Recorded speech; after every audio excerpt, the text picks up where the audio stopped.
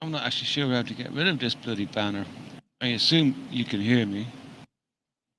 So, just waiting for Robert here. I don't know what he's got here posted up on front of the video, but I see Robert is in the background at the moment, and I'm not actually sure how to get rid of this banner. How do you get rid of the bloody banner? It's like crazy. I have no idea. I have no idea how to get rid of this banner. Hiya, Robert. Hey, Jimmy. How do you get rid of this banner off the front of the image? Right, I'll sort it. Hang on. Let me sort it. Yeah. Brand.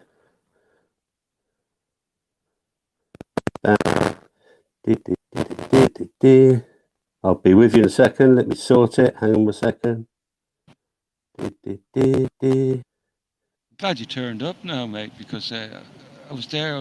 I was trying to figure it out, and I couldn't figure it out. There we go. What you got on? Good. Is that your safety gear, man? Yeah. Oh, no. Bought a chipper today, me old. Right. I thought that was one of your sort of like virus prevention safety kits, you know? Yeah, this is for from the jabs. Yeah, because there's quite a few people they roam around like with that sort of kit on, like, you know, so it's kind of weird, and that's a bit better. Yeah, you see loads of people with these funny looking shields going around, and yeah, this is my face. It's about as good as any.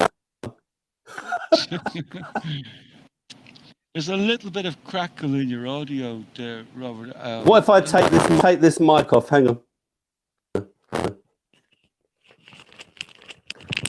Right. Off. How's that? I'll let you know as we go further. So. Is that any better? It seems to be. Yeah. We're getting feedback now. Oh, I know what it is. Probably the background, maybe. Hang on. I'll be back. Okay. Well, listen, guys. I'll just wait till it clears up a little bit. I don't know if everybody. You carry on, Jimmy. I'll go and just sort it. All right. It's a bit weird though, Robert, because I'm hearing myself come back at me, so quite distracted.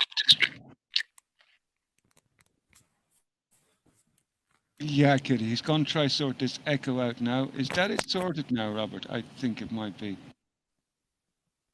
I think that's the echo sorted.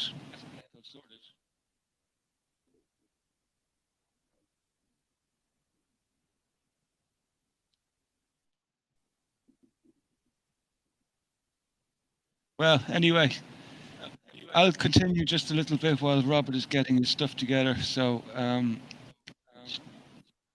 first and foremost, I'm going to sort of like apologize from Jason again for not being able to be here tonight. Got a message from him earlier on though, so he's A-OK. There's no problem. He hasn't been sort of like hijacked by MI5 or MI6 or any nefarious organization like that, and he has no underlying health issues or nothing. Everything's okay. He just had some personal stuff to deal with, and he will be back with us as soon as possible, you know. So and I guess like this is where me and Robert come in. Like we're in a way, like we're kind of like his little backup helpers in a way. So that's what we're here for. So again, sorry if you're expecting to see Jason, and he will definitely be back soon. No worries about that. And you don't have to worry about him. So, and I'm also going to say hello to everybody in the chat. Let me see if I can go back and catch up on everybody who's here after this funny start to the show. With that banner, I couldn't figure out what to do with it. I'll have to get and get a chance. So I'll say hello to James Owens, and hello to Tony, and Mahatma is in the house, and Kitty, and Spanish is in. Conscientious Objector, hello. James, I said hello to James already. And Blue Sky's in the house. Good evening, Blue Sky. And Chris Partridge. So South is in. How's this sounding, Jimmy? JJ is in the house. And am I nearly up to date? I think I'm up to date with everybody at the moment. So hello, everybody. Thanks for joining in. And a big welcome to Robert as well. Fair play to you for joining in on this wonderful Friday evening it is. How's this sounding, Jimmy? We can work with it. We can work with it. I think, you know. I can try and go on a different machine. So if you want me to, I can try and set up a different machine. That's not too bad, Robert. It's okay. Like it's not over annoying. I think the last couple of sentences you spoke there was actually quite bad. What wasn't too bad at all. So, you know, I think we can work with it. You know, it's all right. Yeah. It's a little bit of feedback. I think maybe it's picking up. Maybe it's a little extra sensitive when you raise your voice. Or I don't know. It maybe just a little bit of feedback coming from. Maybe being too loud, maybe. I'm not sure exactly, like, but... What's everyone in the chat? How's it with everyone in the chat? So, Robert, were you tuned into Uni Show last night by any chance? Do you know what? It really, I saw it really late. I just got bed, and then I saw that he was on. So, you know, couldn't really carry on seeing it, watch it. Still crackling when talks loud. Okay. Talk quiet. How does this sound? Yeah, we'll just work with it, Robert, because rather than go to all that Okay, extra hassle and this is it's terrible. But your audio is bad, mate. Okay. Yeah, okay. But I've heard worse though. I've actually heard worse. So, and but like I was just saying there about Uni Show last night, he done an amazing show. Like for anybody who didn't see it in the chat, like it's actually well worth checking out. He was on with a gentleman called Dr. Michael. What's the second? Or is it his surname is Michael Jones. Michael Jones. And it was fascinating, like really fascinating. And it was on the usual topic, like, you know, but there was some really interesting stuff going on. Some really interesting chat about Ukraine, basically. It came up, like, we were also talking about the JEWS quite a bit. So if that topic fascinates you, you know, you've probably learned quite a bit, or maybe not. But it was fascinating what he brought up about the Ukraine war. So I've been sort of like hitting on this. There is still a little bit of I'm getting myself back there, Robert, in the yeah. I'm going to try a different piece of equipment. All right, I'll be back. Sure, yeah. I'll hold the fort till you get back. You carry on. All right. Yeah, perfect, man. Yeah, chat to you in a minute. So we were chatting about uni, and the doctor were talking about Ukraine, and I had actually brought this topic up a couple of times over the last few weeks about the Mackinder World Island. So I got a question in, and I asked him, like, if Dr. Jones actually thought that there was any connection between what's going on in Ukraine and whether there was something relationship with the Mackinder World Island. So I've been putting off doing a little bit of research into this topic because there's been so much going on, and so it's been on my list of things just to do a little bit of reading on and take a few notes and be able to see if I can talk coherently about it. Like, but I think I'm definitely going to be talking more about it and to do a bit more research on the topic. But he is of the opinion, Dr. Jones, I'm talking about, that there is a definite connection between what's going on in Ukraine and the Mackinder thesis, as he called it himself. So, hello, Denny. Welcome to the chat. So this Mackinder thesis, if I was to sort of like sum it up in a nutshell, it's basically got to do with the Mackinder World Island, which has all got to do about Eurasia. and this whoever controls Eurasia controls the whole world, like, you know, and he hit it so spot on, because he's now the second person that I've heard sort of like speak coherently about this, like, and about how the job of NATO was to keep Germany down, to keep Russia out, and to keep uh, America in, and sort of like keep Germany and America apart, like, and it was just so strange to hear him sort of like confirm what I've been hearing basically about this whole battle for Ukraine was like a battle for this control of this world island. And as I have come to learn, like over the last year, I suppose, basically, like, we have like several different countries vying for control of this Eurasian landmass, and we have like Germany, Russia, Israel, and China.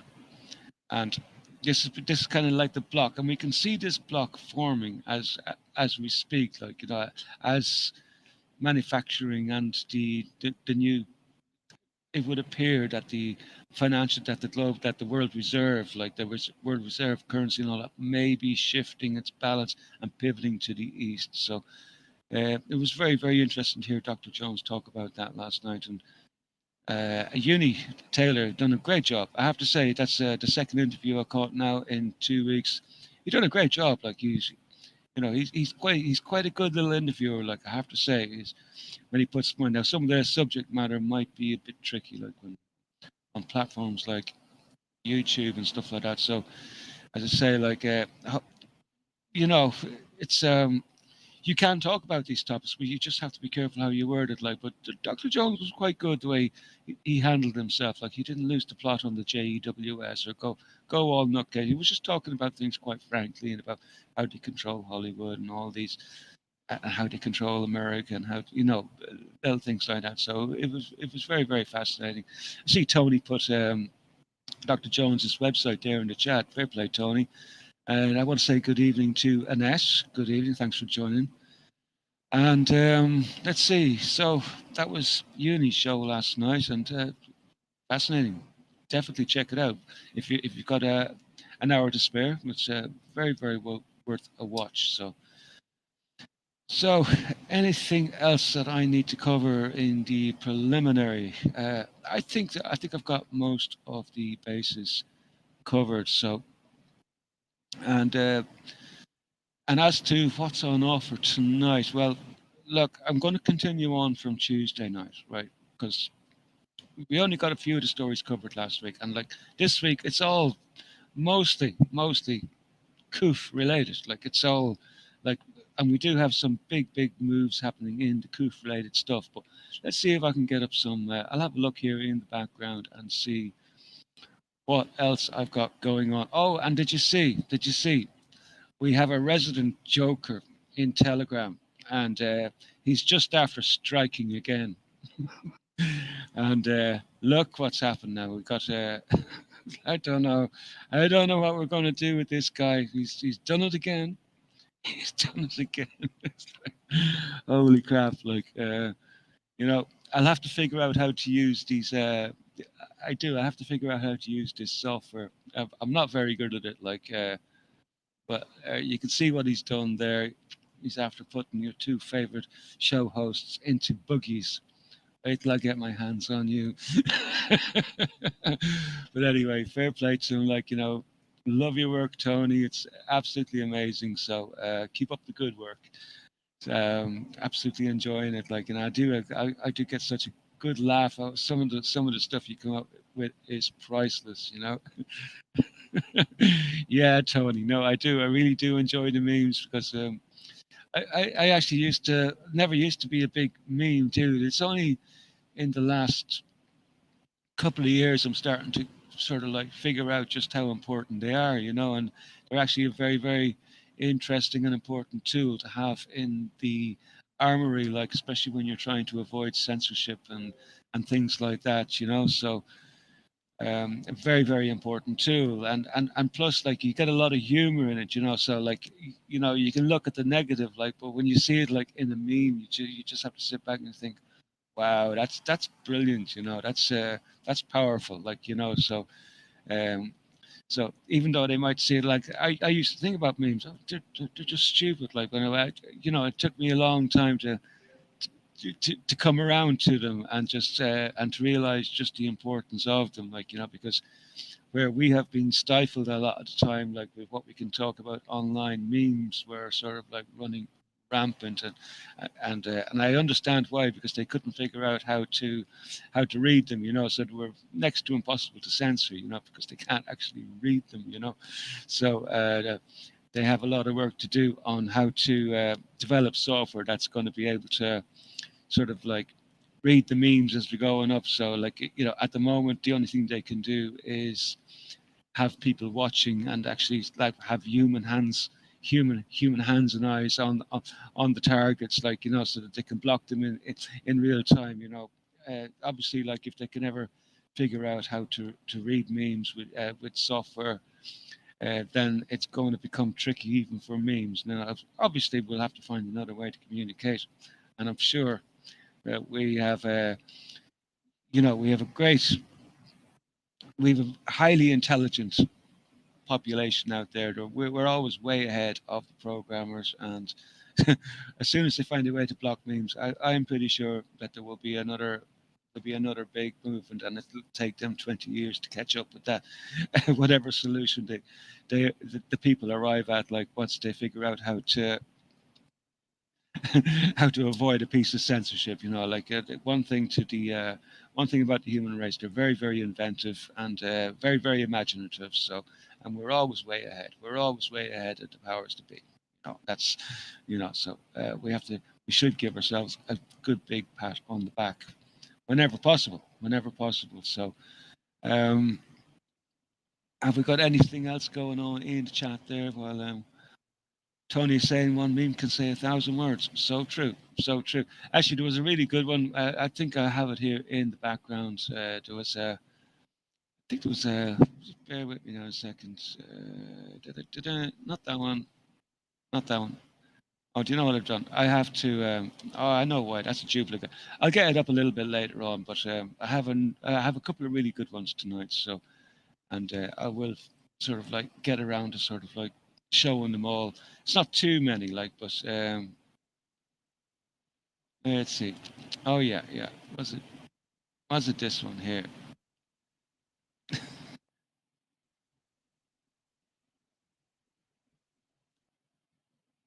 We had Zuck. We had Zuck in the headlines at the moment, and I was looking for this. I was looking for this actual picture a few weeks back, and it just popped up again today, and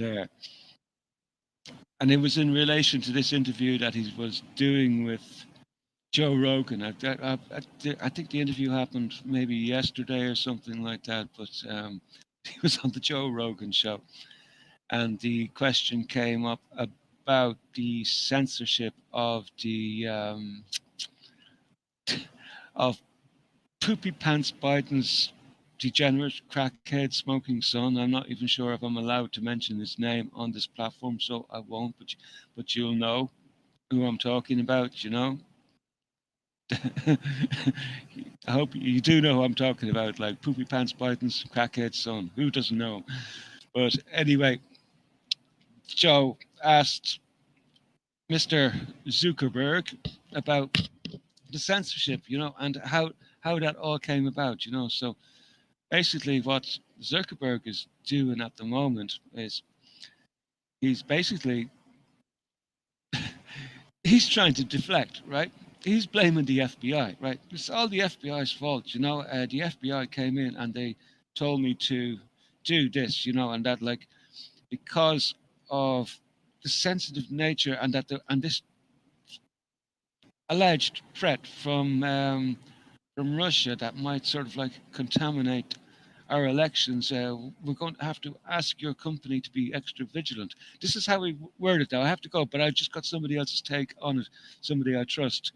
Uh, somebody I trust, a commentator I trust. I got his take on it, like Alex Christoforou on the Duran, and he was explaining like how the conversation sort of went, like, and he was paraphrasing quite a bit. So apparently the FBI made him do it, right? You know, and but like I think at this stage we all know that this Zuckerberg, this snake-eyed individual, he doesn't own or run fuck all. You know, it's a military operation. There's no doubt in my mind that Twitter, Facebook, all these platforms, they're all military. They're all FBI run. There's you know, and that's the only thing that makes any sense. Like, you know, absolutely the only thing that makes any sense. And this guy is just a mouthpiece. You get a well-paid mouthpiece, but you know, it is what it is. But it was kind of funny. Uh, this meme. I'm only showing half. I'm only actually showing half of it here because I wanted to accentuate his eyes a little bit. But uh, if I show the whole thing, we can put in context. Let's see if I can show it all. I put it in context. He was together with Joe Rogan, and this image was out on the Babylon Bee, right? It was out on the Babylon Bee earlier. I don't know if you know the Babylon Bee; they're a satire site, you know. But he was. How is it? How is it they worded it? It was like Joe Rogan shocked as for a split second, Mark Zuckerberg blinked sideways in reference to the eyes. It was like, and look, you know. So I had to save that image, you know, and I'll chop it up later on because I think the lizard and Zuckerberg look to it's a match made in heaven, you know. So. I just thought that was very, very interesting. I loved that, and you know, Babylon Bee. If you're on Telegram, follow the Babylon Bee. Like, you know, they're so funny. They're absolutely so funny. I'll just go back a little bit in the chat here just to make sure I'm not missing too much. Let's see. I'm not going to go too far back, but just a little bit. He looks, if Tony said, he looks like an off-duty data from Star Trek. He does, doesn't he? Yeah, absolutely. Chris is saying Hunter Biden tea leaf extraordinary. Hunter right on. Tony saying, in my opinion, if he releases Biden's laptop, the hullabaloo from the info from the said laptop would overshadow the actual release of it on Facebook.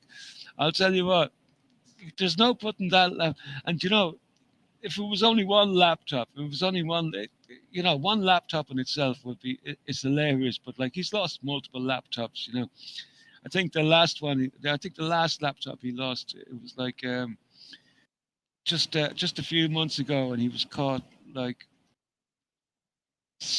as he does, smoking crack and chatting to a prostitute in the bedroom, and he was giving out about the Russians. They stole another laptop. You know, they got another fucking laptop. How many laptops do they have from him? Like, you know, I don't know what to make of this dude. Like, I really don't. He's like, he's a mess. He's a mess. This whole Biden clan, they're a mess. They're really, really screwed up. Like, you know, it's they're not right now. And I have a couple of stories coming out now tonight.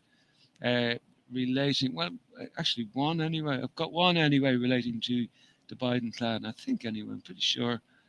Blue Sky saying, "Lol, Jimmy was having trouble with his kit last week, and how's the Roberts turn this week?" Yeah, I think what goes around comes around, doesn't it, Blue Sky? Yeah, but it's never nice. It's never nice when you get malfunctions like. When you get malfunctions like that and they just come out with a blue, it really throws a spanner in the work, because then you have to run behind the scenes and you get stressed out trying to get alternatives and look for solutions and what the fuck is wrong, like, and you know. So I don't envy Robert's position at the moment. So hopefully it's not too stressed out getting a solution together. So. And but anyway, we'll mosey on like with the. I'll just see if I can catch up on a few more comments. Tony saying Zucker's Facebook face of the NSA data harvesting company, 100%, Tony. There's no doubt in my mind. You know, he's running nothing. He's just a face. That's all. Excuse none. That's a private conversation. I'll leave that there. And Chris is saying we all have an interactive experience of what's biting our legs. Yeah, that's the truth. That's the truth. Oh, here we go. Are we on? Oh, that sounds better. I'm going to remove this other Robert, right? Oh Yeah, no, I remove can't. the Can other I? Robert. I'll do Oh it. yeah. Hang on. It's all right. Let me do Sorted. it. Sorted, mate. Sorted. You've done it. Yeah. Well done. Yeah. Yeah. Is Yeah. that better? Oh, that sounds amazing, man. That sounds amazing. Yeah. Yeah, See? absolutely. I tell you what, I've never heard you sound so sexy. You know, it really goes well with your legs in our thumbnail. Perfect. Little bit Let me of say hello Dutch. to everyone. Sure, Jimmy, let sure. me say We're hello going. to everyone. Let me say hello to and let me ask them, am I coming through loud and clear? Everyone, come on. Who's going to be first to answer in the chat? Come on. I'll start saying hello to everyone. Hi, Paula. Hi, Tony. Hi, Kitty. James. Denny, how you doing? Who else we got here? Hey, Chris. How are you? Miss Blue Sky. Okay, let's have a look then down here. New comment. I'll say hello to Paul as well. Didn't say hello to you yet. Come on, catch up. Here we go. 462904. Welcome to the chat. Cheers.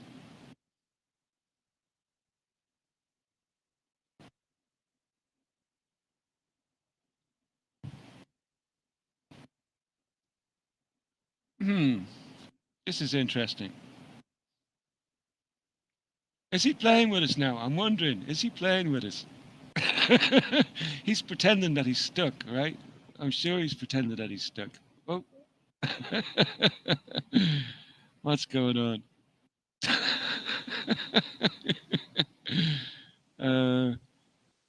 It looks like we have. We haven't. Did I have a technical problem there, Jimmy? Yeah, can you not see? You're still up there, and you're still up in the. You're on twice now, Robert. Yeah, I can see it. Hang on a second. Let me sort it out. Hang on. You were frozen. Because it's probably still on my phone. It's probably still on my phone. That's why. You were frozen there for a minute, and I was saying to everybody, like, is he doing this on purpose? It's like you were just motionless there. Right, tell me when it's gone. Has it gone yet? Yeah, we're fine, man. We're fine. Chill. We're fine. We're fine. back to 2 now. Yeah. Yeah. I can add him back in if you want.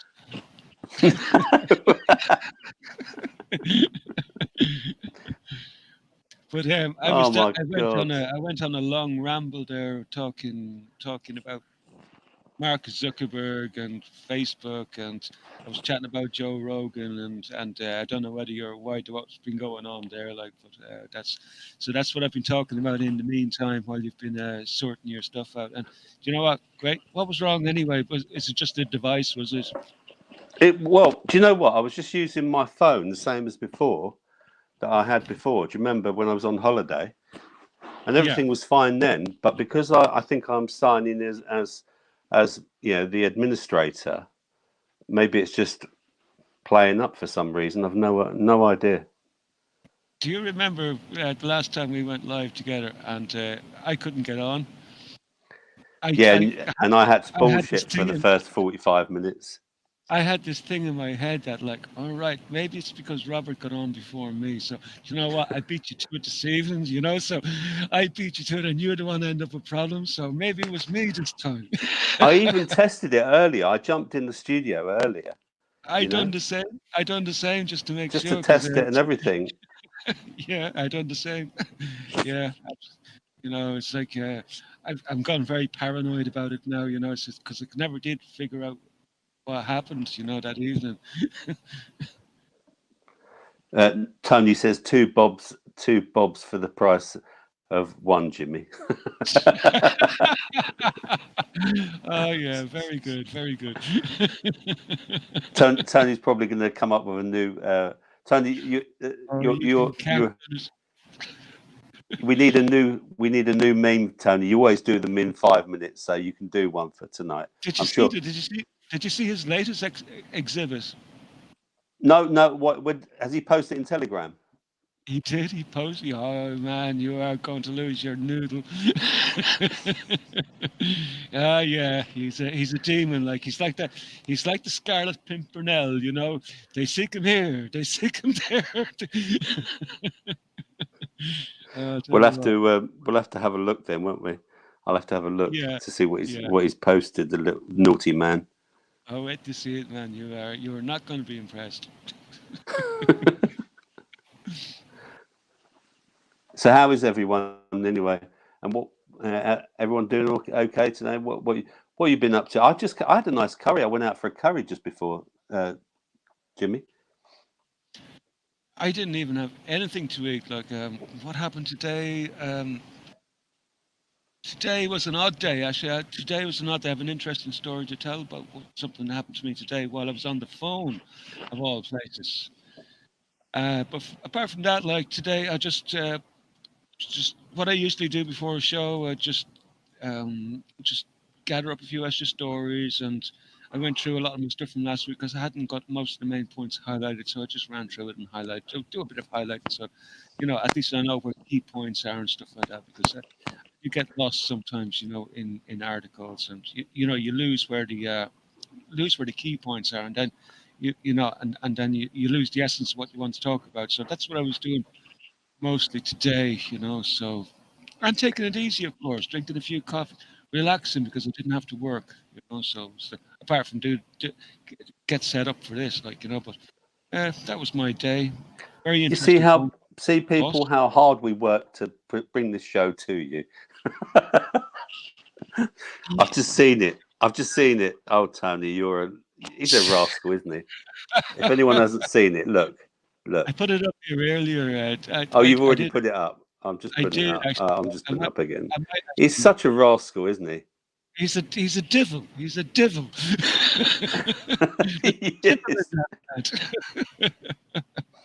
Did I hear you right? You were just explaining to everyone about Jason, that everything's fine with him, and all that. Yeah. Yeah, and they know. Yeah, they know. So they don't have to be worried about MI5 or MI6 or none of that malarkey. So. They haven't got him, have they? Not yet. No, not yet. Now, not yet. They're waiting. They're waiting for something bigger. The way these agencies work. They let you make several mistakes until they say, like, right, this guy's compromised enough. Now we can use him. What's your biggest story then for this week? What's the top of your list, Jimmy?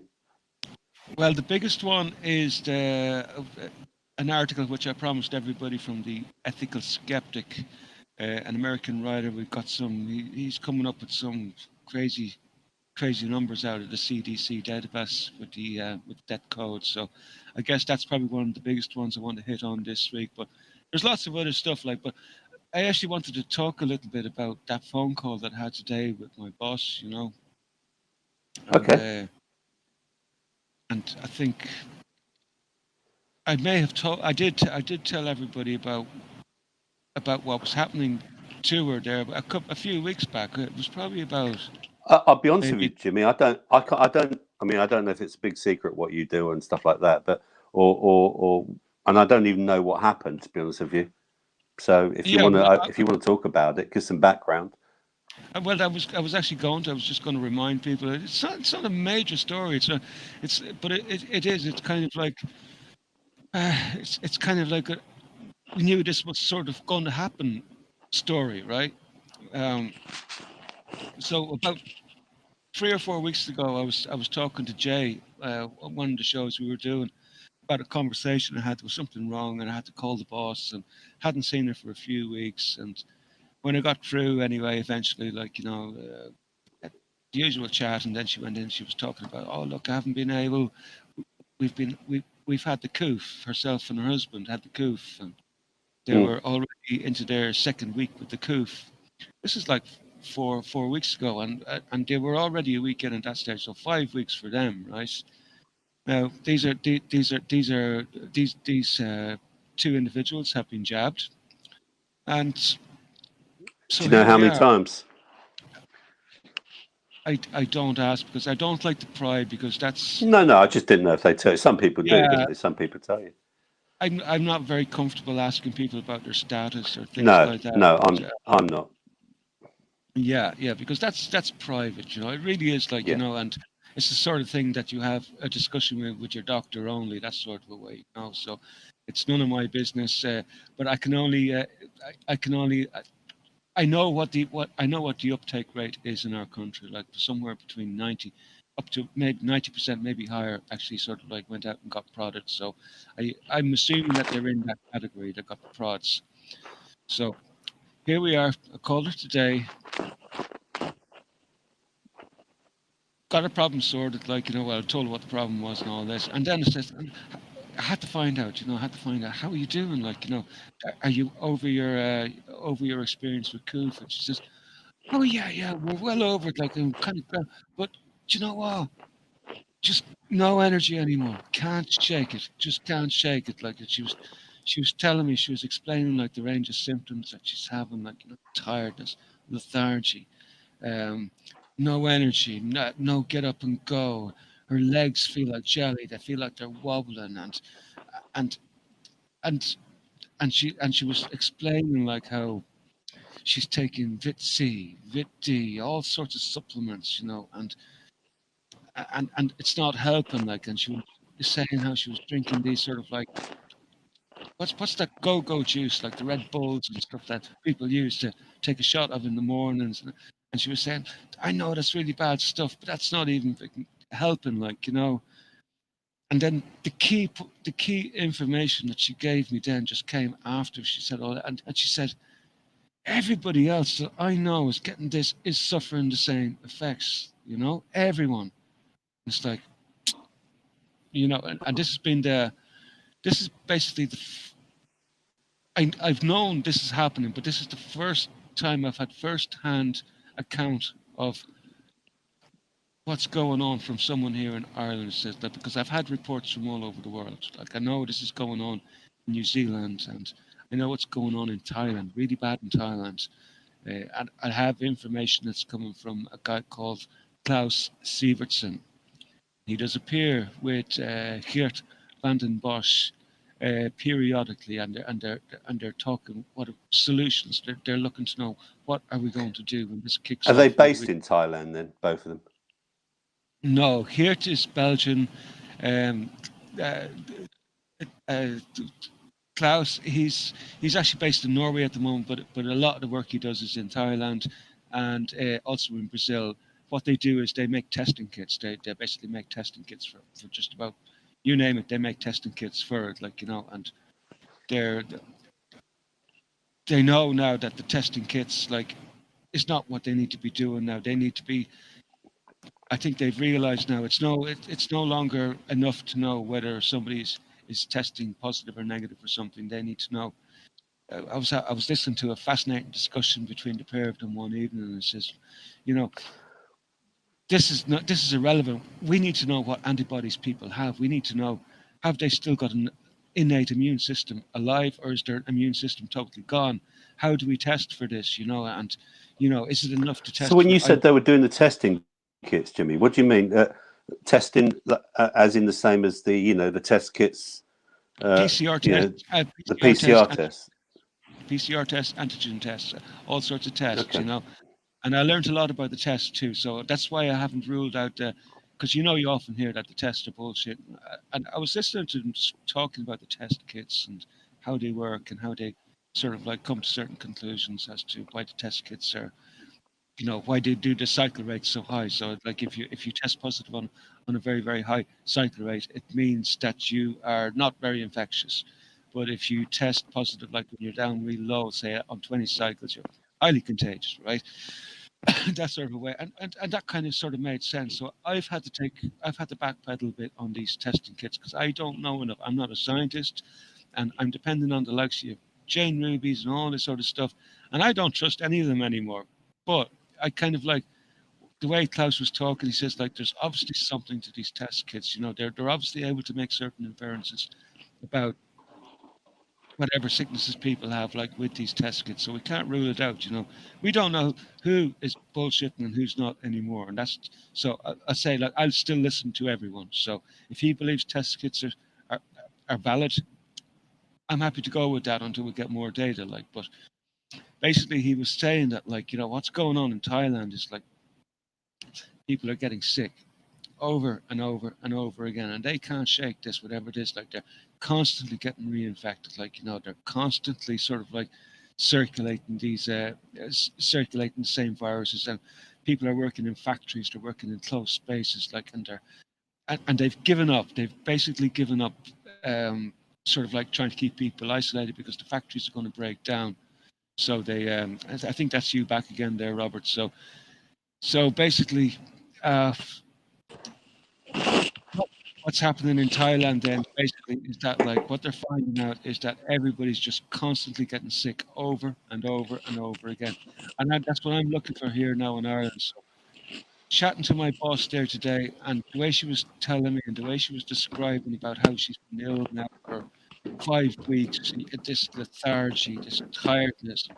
Neither her nor her husband can shake it. Everybody she knows who's been getting this is in the same boat and she can't figure it out. So, and I'm at the stage where I'm listening to everybody because, and I asked her like, because you know, all I want is I'd like to have solutions for these people, you know. So she was telling me all the supplements that she was taking. She was explaining like, so I said, did you try zinc? So I started to explain to her about what I knew about the spike and its interaction with the mitochondria because I think we're fairly sure now that whatever spike is up to, it gets into the cell, it has some sort of an effect on the mitochondria. It has this type of draining effect, you know, and because you know the mitochondria are kind of like the batteries of the body, right? And then that's where we get our energy from. So if the mitochondria is being broken, if there's something badly affecting the mitochondria, that's going to be affecting your energy levels. And I think we've lost Robert again. So I'm not sure how much of that he picked up on. Let's see. Conscientious is asking, how old is she, Jimmy? I don't think she's that old, really. I would say, if I was to take a guess, she's probably uh, early 50s, maybe 52, maybe 52. You know, a young woman, like, you know, good looking woman, very good looking woman, very fit, very, very fit. And I believe her that she's healthy. You know, she looks healthy. She says she's healthy. You know, she says she takes care of her diet and stuff like that. So, did you pick up everything that I was saying there, Robert? About, No, sorry, Jimmy. I've moved closer to the router. okay. And hopefully that should improve things. But it would seem that every time I touch the comments, I seem to be losing you. So I'm probably going to try and not touch them. Yeah, well, that's okay. Which I can keep up with the comments here. I'll just put them on pause, and I know we won't be able to get all the comments. You know, and it's not possible to get all the comments. So we'll apologize in advance for any comments that we missed. Like, you know, but sometimes, like, when you're in the situation, you gotta when you're presenting data, and it's very, very hard. Guys, girls would be brilliant. That's why we need more girl hosts, you know, because they'd be brilliant at this. They'd be answering comments and presenting data at the same time without a break, you know.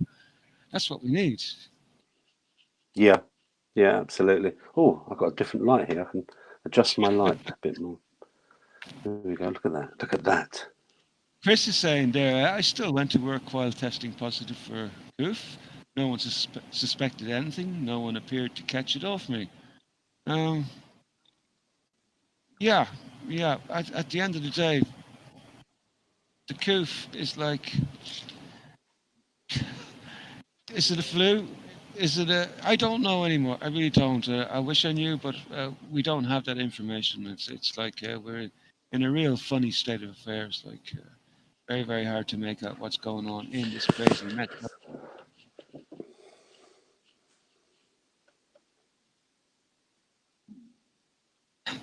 Tony is saying Robert is a noisy co-host. Lol. Yeah. I just don't want to touch the comments now. I'm like, if I touch it, I feel like I'm gonna go off again. Yeah, and you'll be all right, man. You'll relax in a while, so you'll get into you've just lost your mojo because everything got a bit disrupted, and we won't. We'll power on through it. So I've actually got another piece of equipment I could try, so I might try that at 9 o'clock or something, or this is 10 setting o'clock, should I say? this is setting the tone for the evening, isn't it? Yeah. But anyway, never mind. We shall work with it. It's But funny you talk about solutions. yeah, Let's yeah, talk yeah, about yeah. solutions, Jimmy. You caught me Because when I said I was solution. looking up some solutions as well. Yeah.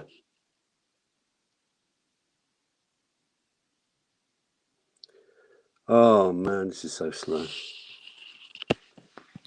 I was I've lost your suggesting zinc. sound now. Oh, you're back now. Right. Yeah, I was suggesting zinc to her, and I paused on suggesting ivermectin because do you know what? She'll just probably turn around and say, "That's horse paste," and then I don't want to go there. I really don't. I don't want to be having that discussion. But it might come up at some stage. But I can't promote ivermectin for something which might be happening inside a cell. And attacking somebody at the mitochondrial level. The only thing that I know of that can get inside into the cell is the hydroxychloroquine and the zinc. That's all I know can get in at the inside the cell. I don't know if ivermectin does that. Yeah. Conscientious objector said, Robert, don't move or say anything, or you freeze. Yeah.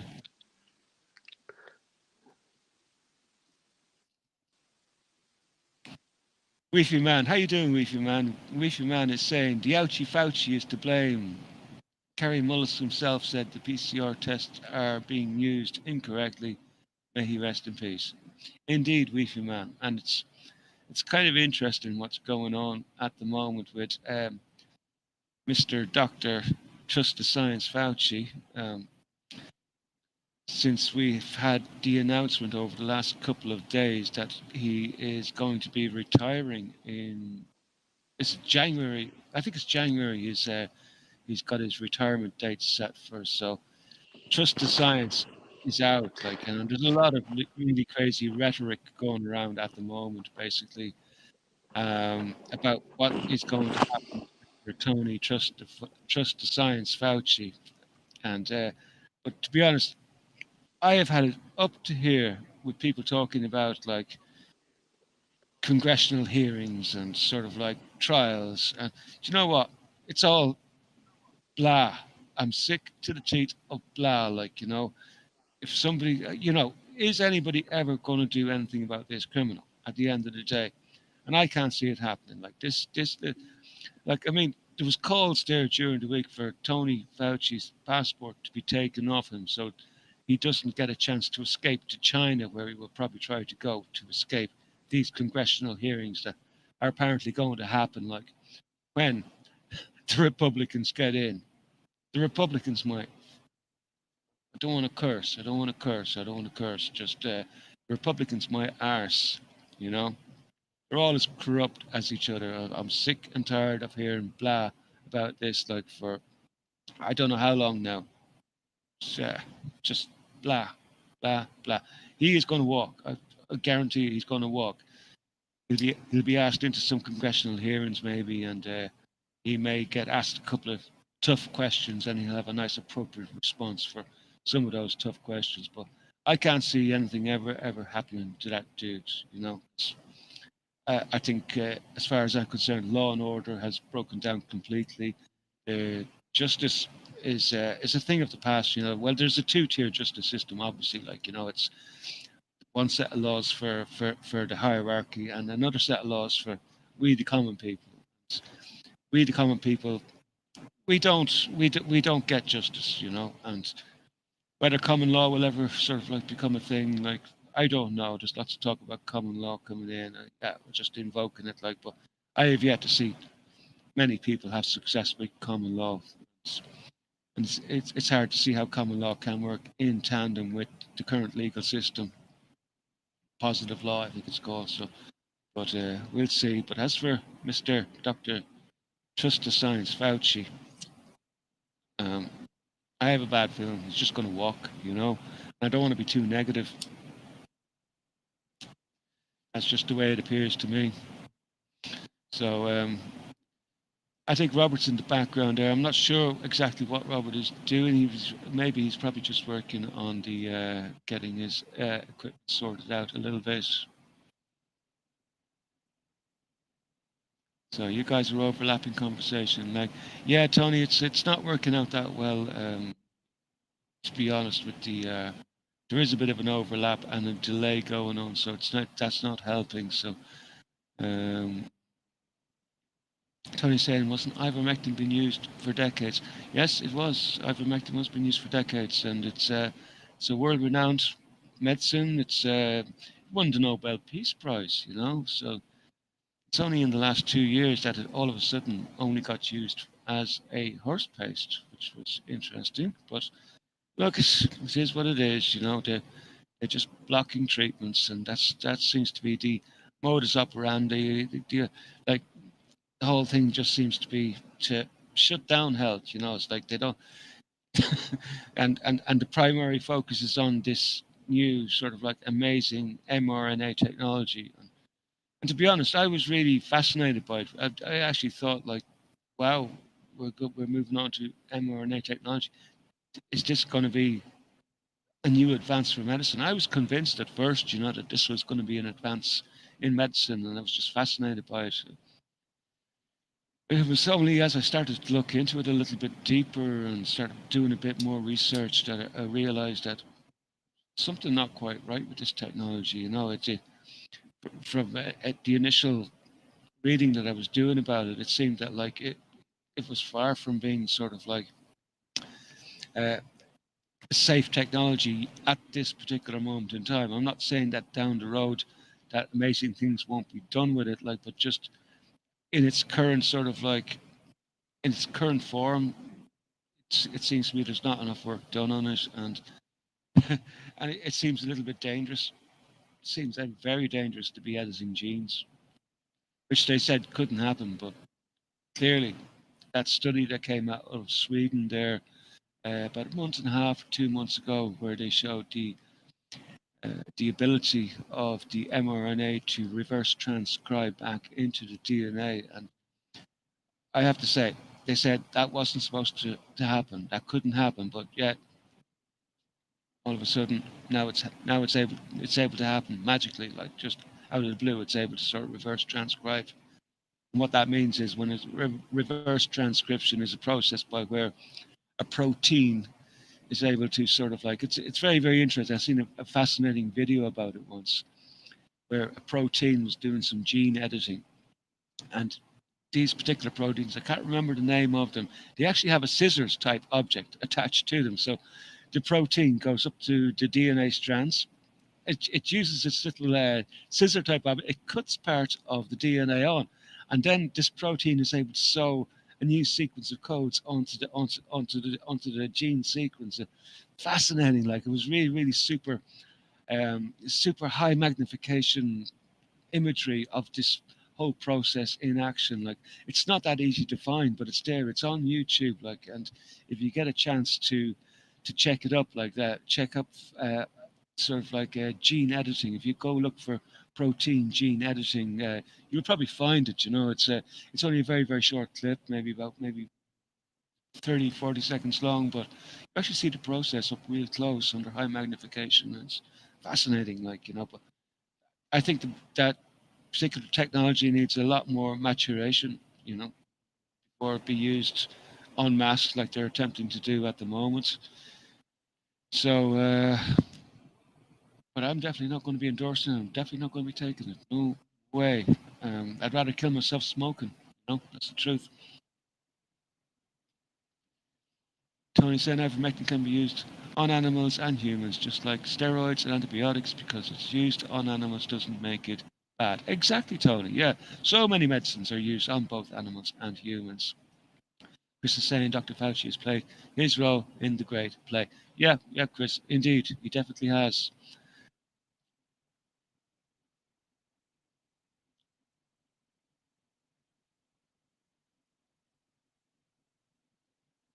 Hello, Kendo. How you doing, buddy? Kendo's saying they're more interested in giving Zelensky all the money. Yeah, I think Zelensky's days are nearly over. You know, I think the money is running dry. The weapons are running dry. The whole interest in Ukraine seems to be running dry. I mean, it was fascinating there over the last couple of weeks. We had we were getting word that there was this going to be this magic offensive that was going to happen in southern Ukraine, and we're going to start attacking the Kherson region. And I think I've reported on this a good few number of weeks back, and I think there was a slight bit of an attack that happened over the last couple of days, but it appears to be that it's a reverse attack. I think we're seeing three massive build-ups now on the Russian forces. The Russian forces seem to be amassing in the, I think it's the Zaporozhye area, Kherson area, and it appears that the attack is actually going to come from the Russian side. There's also another build-up of Russian forces in around Avdiivka and Bakhmut. Also, in particular, around a town which is known as New York, and that seems to be a key little town at the moment. So it's starting to appear that there may well be some sort of like major movement going through a place called New York.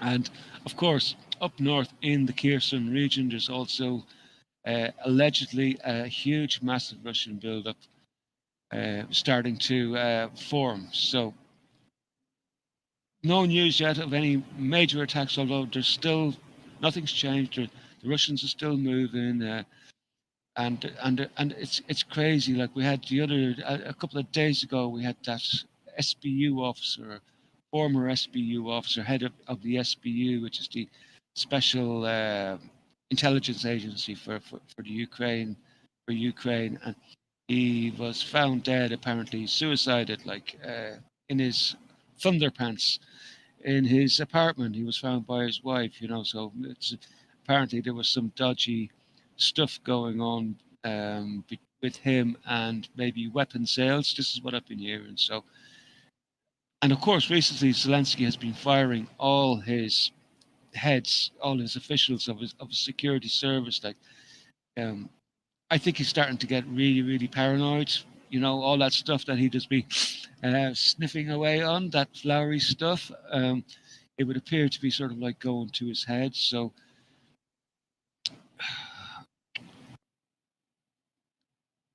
it is what it is, It is what it is. It's like it's a disaster zone. Ukraine is a disaster zone. I'm not like, I don't want to be sort of like putting down any. I don't want to be supporting any side. I am happy for the people of Donetsk. That I think they're happy that the Russians come in. I'm happy about that. Like, but as for the rest, all the big players, I'm not supporting any side. Can't do it because we don't know who the good guys are. We don't know who the bad guys are. For real, it's we're in the fog of war. And welcome back, Robert. Hey, Jimmy. Is that any better? It's always better with you, Robert. Jimmy, I think I need one of these, old boy. I don't blame you. Well, listen. Cheers, my friend. Where's yours? There. Cheers. Have a chink, old boy. Thrust. Slange. Slancha. And to everyone in the chat, I think it was, Jimmy, that my phone was still picking it up. I think I've sussed it. Let's just see. Let's have a little play around here. Let's see if we can if things stay normal. A glass of brandy. Yes, Chris Partridge. Absolutely. A glass of brandy. There we go. It sounds like everything's Seems to be working even.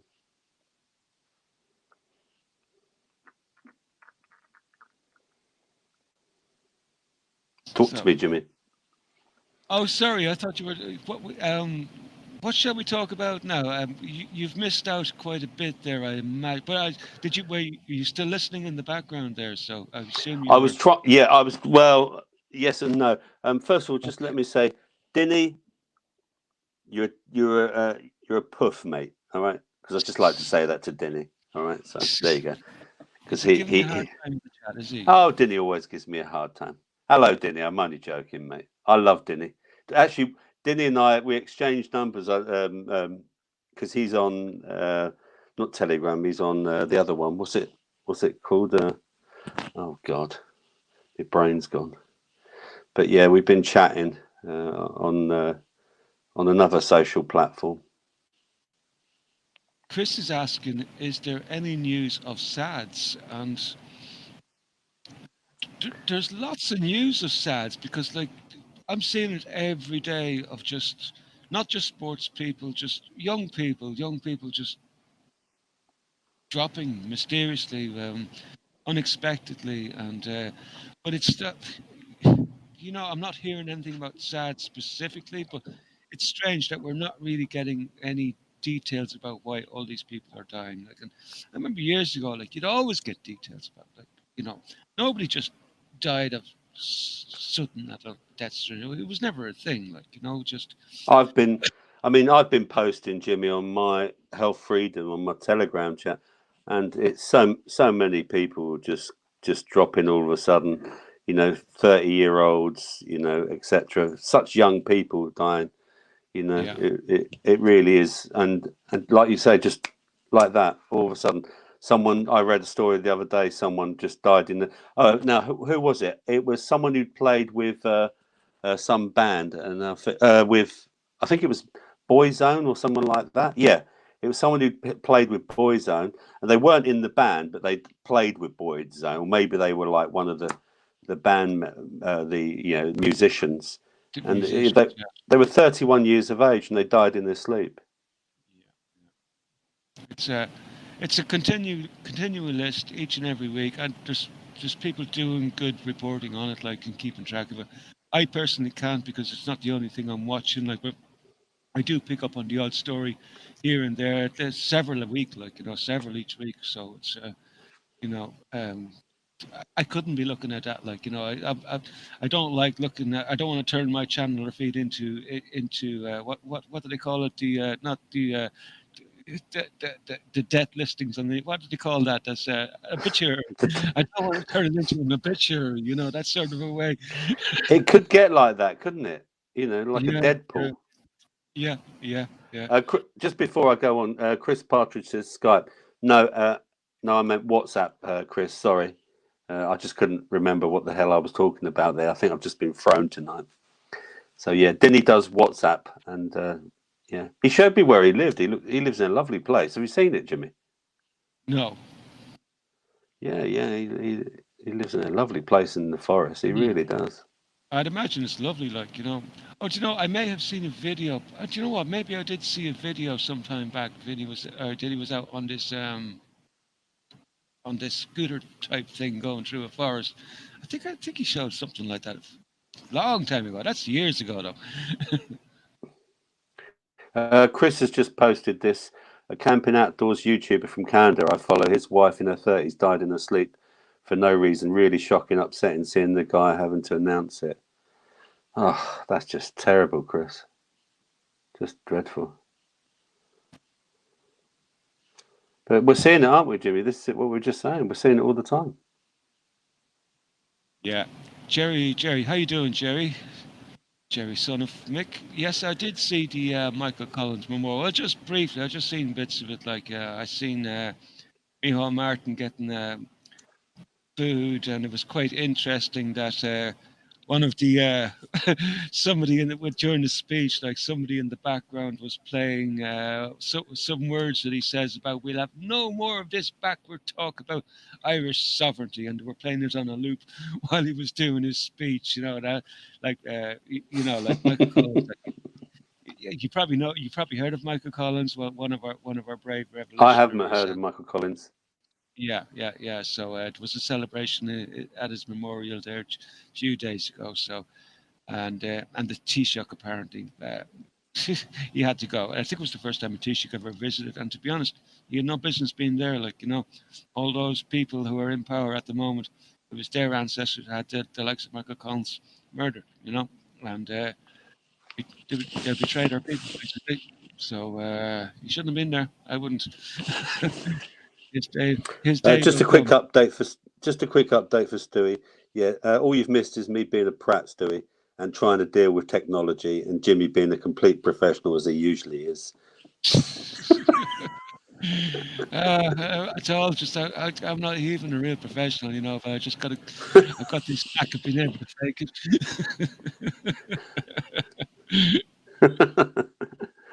Anyway, welcome, Stewie. Oh, it's Stewie in, is he? Come on, hi Stewie. We were talking about solutions, Jimmy. So what I'd heard, okay, because for trying to maybe detox from the thing, was to use N-acetylcysteine. Its short name is NAC. This is for anyone who wants to know. Yeah, N-acetylcysteine. What else was it? Something called zeolites. Have you heard of zeolites? I've heard of it, yeah. Yeah, zeolites actually attracts anything like metal in your body. It acts like a magnet, and it pulls anything like out of the body, almost like. But it can pull out your iron levels and stuff like that. But if you want to get anything that could be possibly metallic, and there are rumors of what it could be. We're only just, we're only guessing here. I mean, but zeolites are very good for that sort of thing as well. And there was something else. I'll look it up in a second, actually, because I posted something today, and I've got it on my Amazon as well. If anyone, I'll post it in the chat, actually. But yeah, there was 3 things that you can do, maybe just to try and get the thing out of you, if you see what I mean. So I'm of the opinion, Robert, that this is going to get real very soon.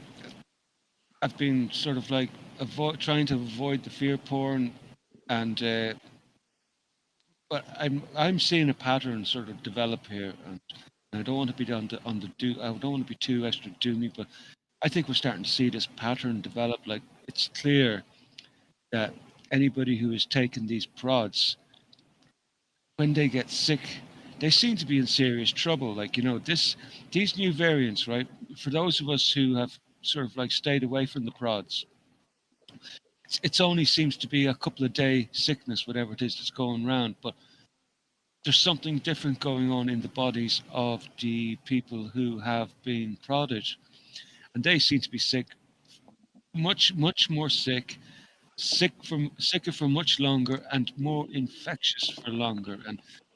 And the infectious thing we knew about, we've had anecdotal evidence for some time about all these differences in the 2 categories of people, like, but there's something going on in their bodies, like, that story today from my boss. It's sort of like it kind of hammered it home that, come on, James, like what the likes of Klaus Sievertson are talking about is like, this is real, like, this is real. There's no doubt about it anymore in my mind. yeah, absolutely.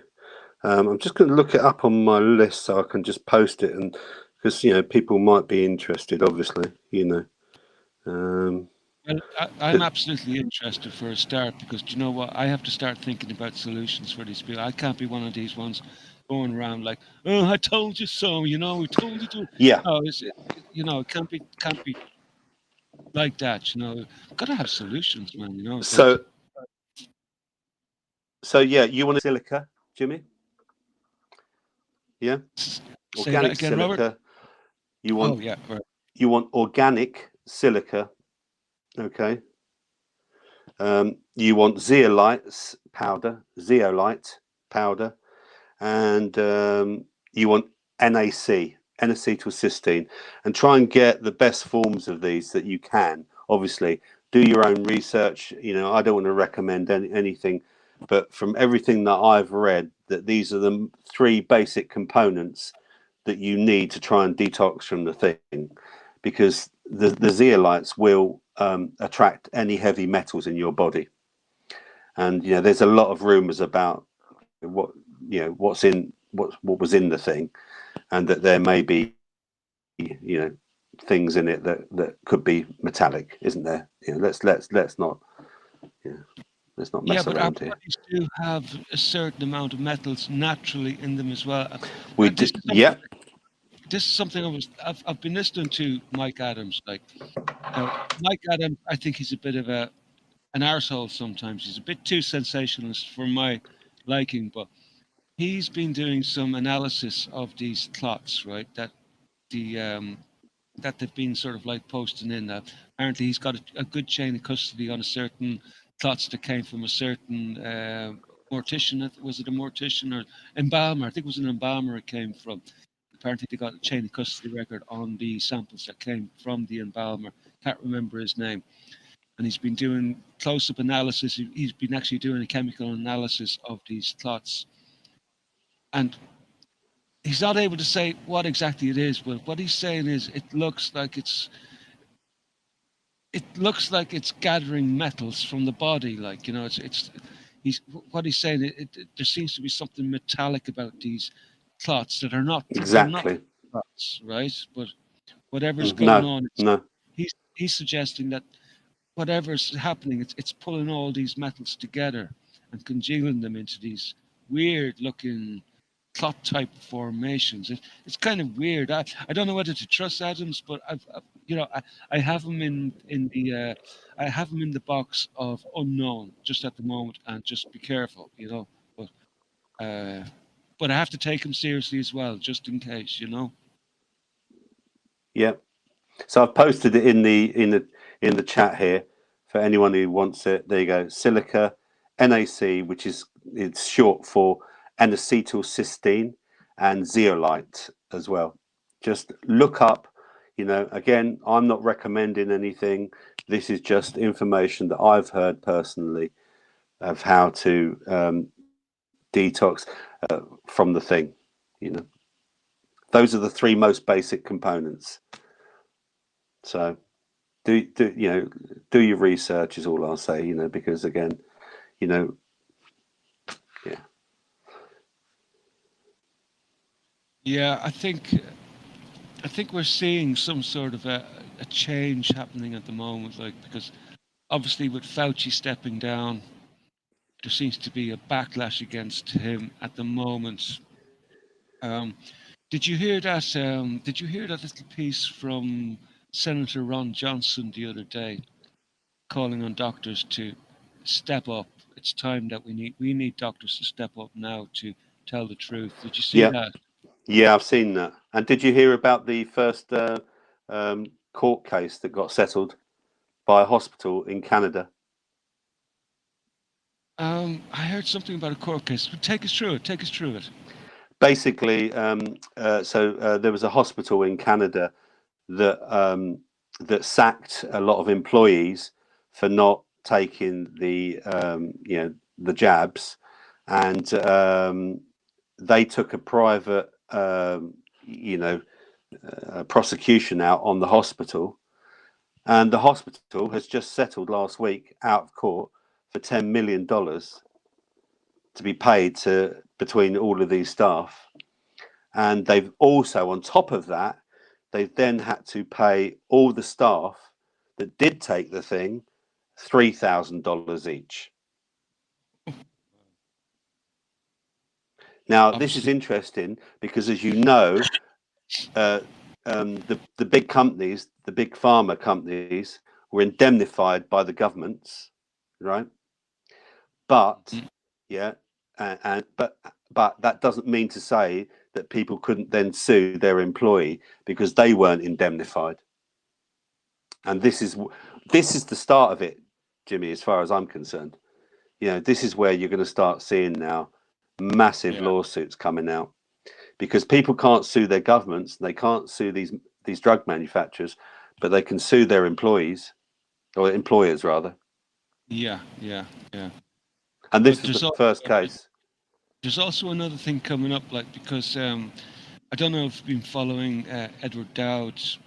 He is one of the top guys on Wall Street. He actually used to work at BlackRock as well too, as an advisor. But what he's saying is that, like, it's clear now that what was going on was a fraud from the start. Like, basically fraud. So once there's fraud involved, like, there's no such thing as having indemnity. Like, you become automatically liable if fraud is discovered. So this is probably going to get this is probably where it's going. Like, but we can only sit back. I don't know how long it's going to take. Like, it'll probably take years, but still, there does seem to be some sort of a movement, not just in the insurance and the court cases that are going, because I think there was that's not the only court case I've heard about recently, and I should keep a closer eye on this for future stories and future shows. But that's not the only case that was won recently. I think there was one in Australia as well too.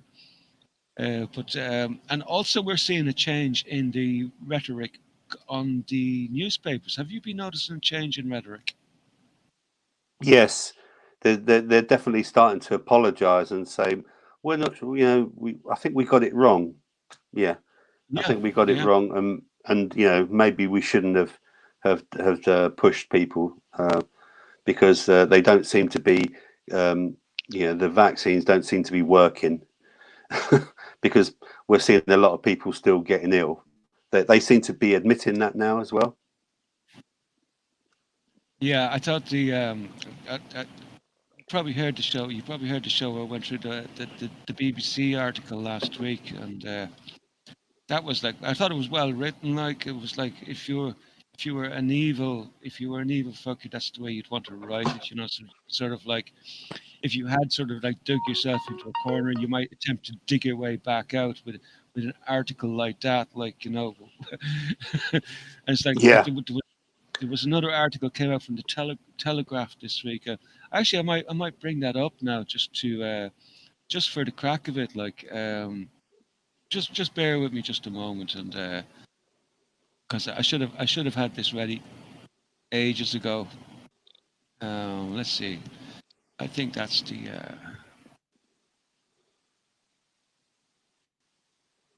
Oh, perfect. Oh no, it did it. Yeah. 38 million. Didn't he ask this question? How many people live in Canada? Just over 38 million. Small population. Well, for such a big country, isn't it? Yeah, it's massive, isn't it? So I'm just working in the background here, Robert, just trying to find a particular story, and it was from the Telegraph, if I remember correctly. So, just bear with me a moment. It's okay. I mean, I'm going to.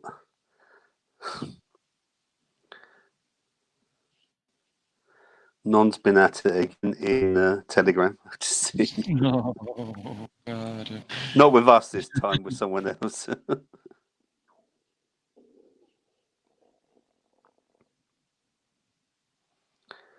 Yeah, I've got a few. I mean, I don't know if anyone saw this. Up to 12% more Brits died every day during last month's heat wave. Yeah, it's the heat wave. It's the climate change, isn't it? They want to change. They want to blame climate. You see, I mean, how many people in Bangladesh die when it's hot? I was in Cyprus about 5 years ago. It was 36 degrees most of the time, Jimmy. I don't remember ambulances going around and people dying then.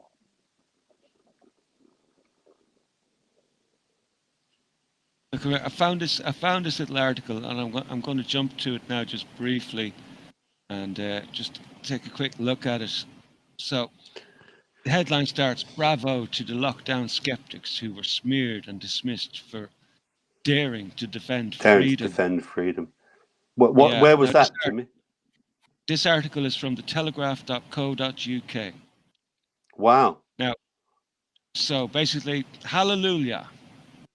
Praise the Lord. It's happened at last. Yes, one of the most senior members of government during the whole lockdown business has finally admitted that the strategy was overdone, badly handled, and badly communicated. Take a bow, Rishi Sunak, the amazing Rishi Sunak, of course, right?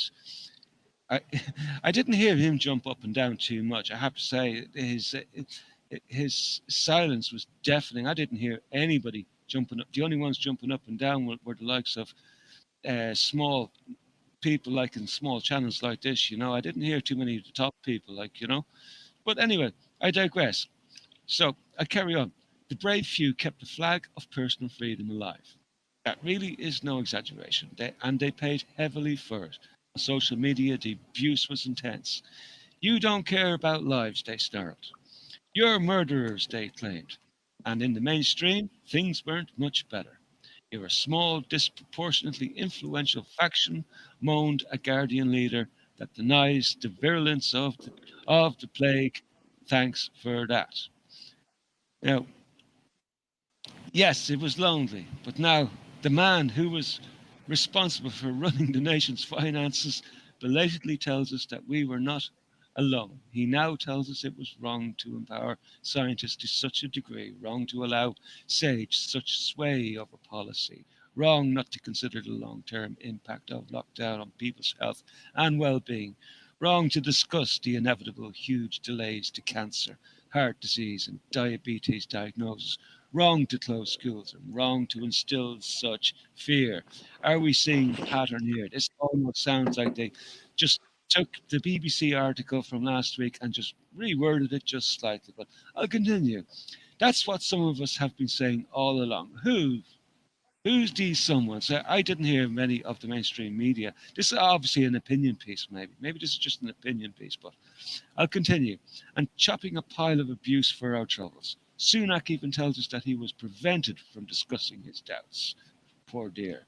And that's when he tried to do what he was meant with a brick wall of silence. The most pertinent question to me now that she is the presumptive prime minister is the role of Liz Truss. Blah, blah. Isn't it curious that like Liz Truss and Richie Sunak, is this going to be? Are they going to try to prevent Liz Truss by painting like Sunak now as the hero who kept quiet and didn't resign? So anyway, look, I'm not going to go on about this. That's probably quite enough of this particular article. If I can go back, I think you get the I think you get the general idea. Like this is almost a carbon print of the BBC article, Yeah.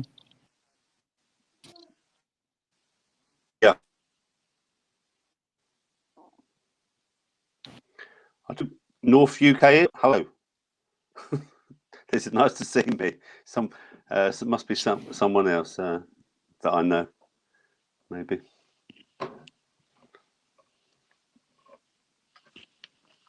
So yeah, I think in general we're seeing a massive sort of like a massive U-turn now. I think now the message is coming down from above to all the major news feeds, right? We're going to have to do some damage control here.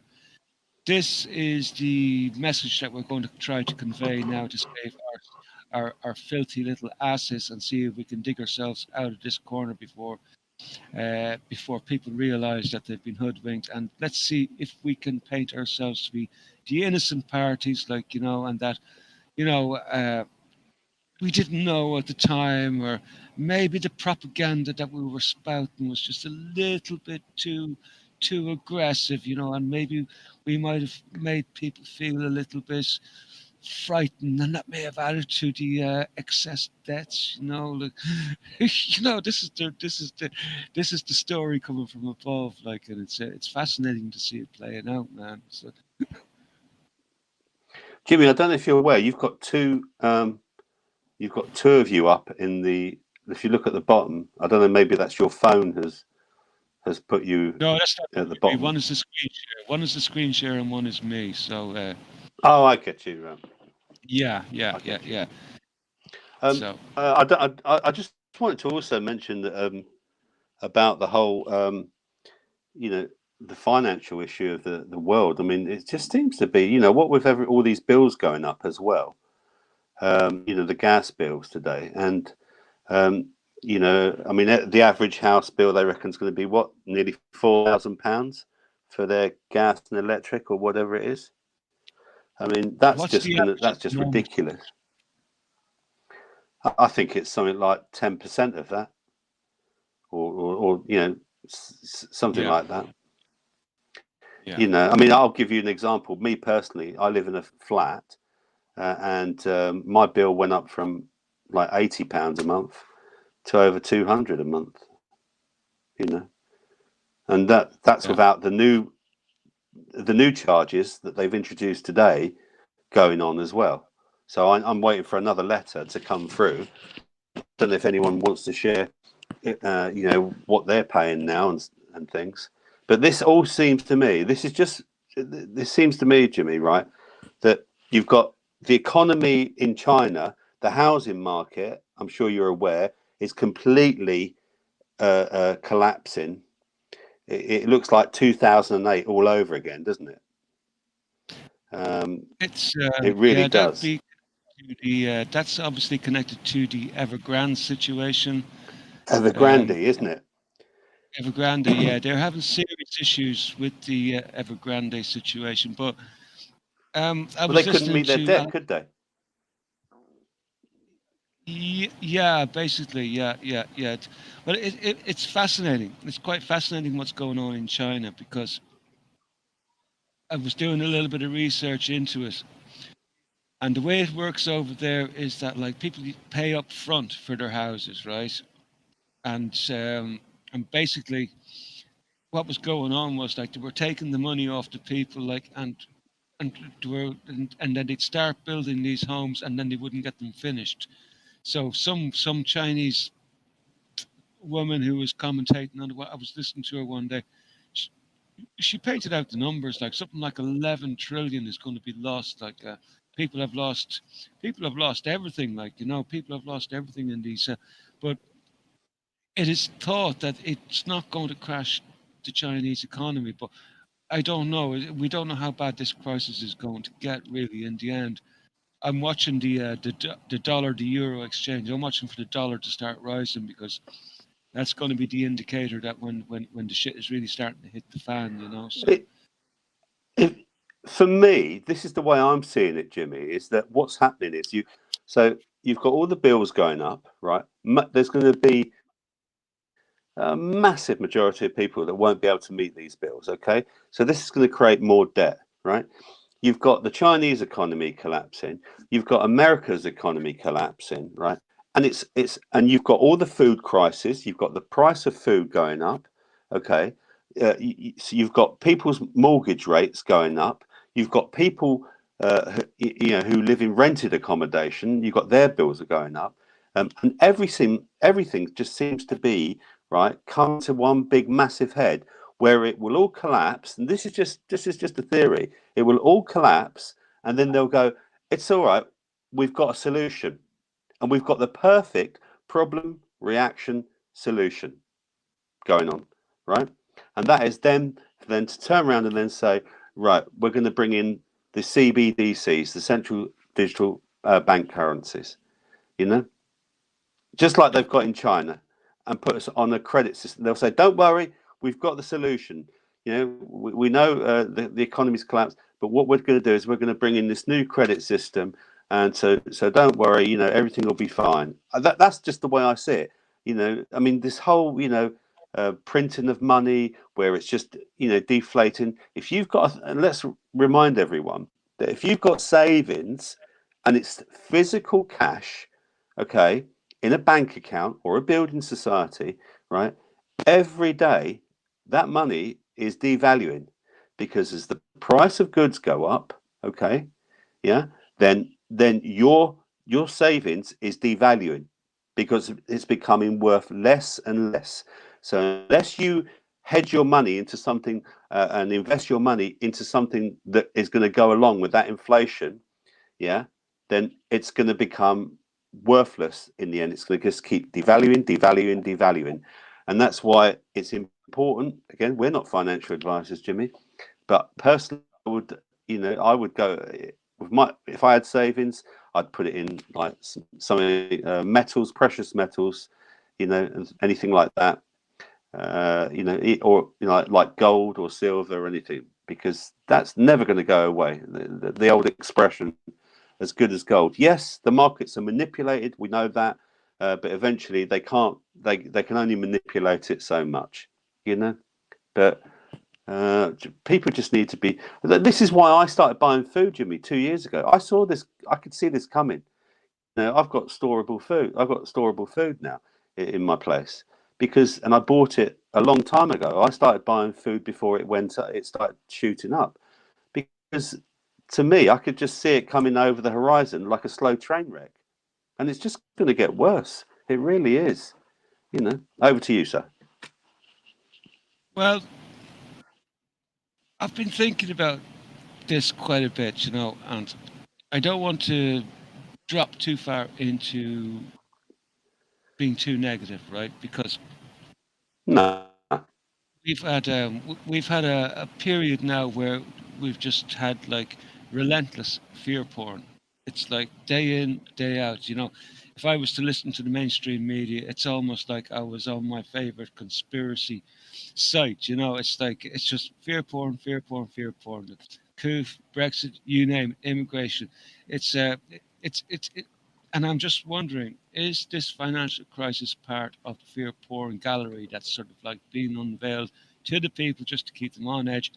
I'm thinking that maybe there may be a solution out of this, because I remember how Martin Armstrong was trying to frame this, and he's saying that like there's an easy solution to all this debt crisis, a very, very easy one. And there was something with turning the debt into equities and selling those equities. I don't understand finance now, but he's a man that really does appear to know what he's talking about, so, and he has a good track record in this field. So the solution is simple, he says, but they won't listen. But so that's why I'm thinking, like, I don't want to drop down into it's good to be aware. It's good to be aware. It's good to have a bit of storable food and all that, and have a little bit of a hedge in a bit of metals if you can afford it. And also, if you can't afford metals, what some people were suggesting, which would be really good for trading? Cigarettes, alcohol. And that's a good point. Cigarettes and alcohol will be in high demand. You could be selling a cigarette on the corner for €10. When things get really bad. So so before, I just wanted to say that about this crisis.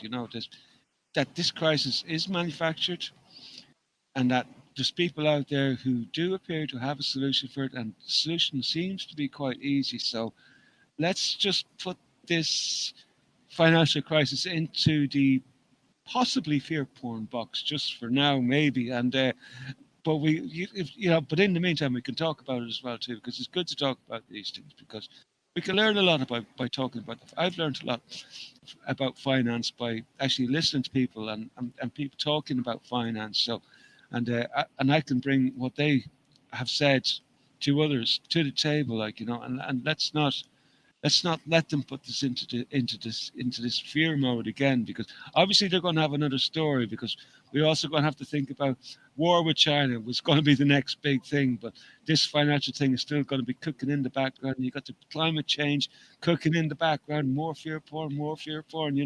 It's like relentless, man, relentless. And I just sometimes I just think, oh, they're trying to put us in a really bad, yeah, they're trying to put us in a really bad state, aren't they? Emotionally, that yeah, is happening in yeah, front of our eyes. yeah, They want yeah. they want us in a low vibration, Jimmy. Oh, absolutely. And I'm not the holistic sort of like kumbaya sort of dude. I have No, been uh, in previous versions of myself, but like at the moment, I just try to keep it real. But you're dead right, Robert. It's like let's keep them cooking. The frogs are in the pot, up the heat, down the heat. put it back up, down the heat. It's like so that's it's great to talk about this financial crisis because we're going to be learning about it, but let's also keep in mind that this is could be part of the game, and maybe. Just to end that very quick conversation, end that there is just to say that look, this is a slow train wreck that's happening, and you can't do anything about it. I can't do anything about it, and I doubt anyone in the chat can do anything about it. And so, just be aware. Don't let it. Try not to let it, affect you. Just just accept it, and then just try and think of solutions that are close to you and what you can do to try and maybe protect yourself for the future and things like that. Because Jimmy, your situation is going to be different to my situation, to people's situations in the chat room. And so therefore just try and think about their own solutions, about what they can do to try and help themselves. Like you just said there, if cash does disappear, and I reckon it will do one day, maybe it'll be a good thing in the future, because maybe it'll make people angry, and maybe people will then look for alternatives to centralized governments, and maybe we'll have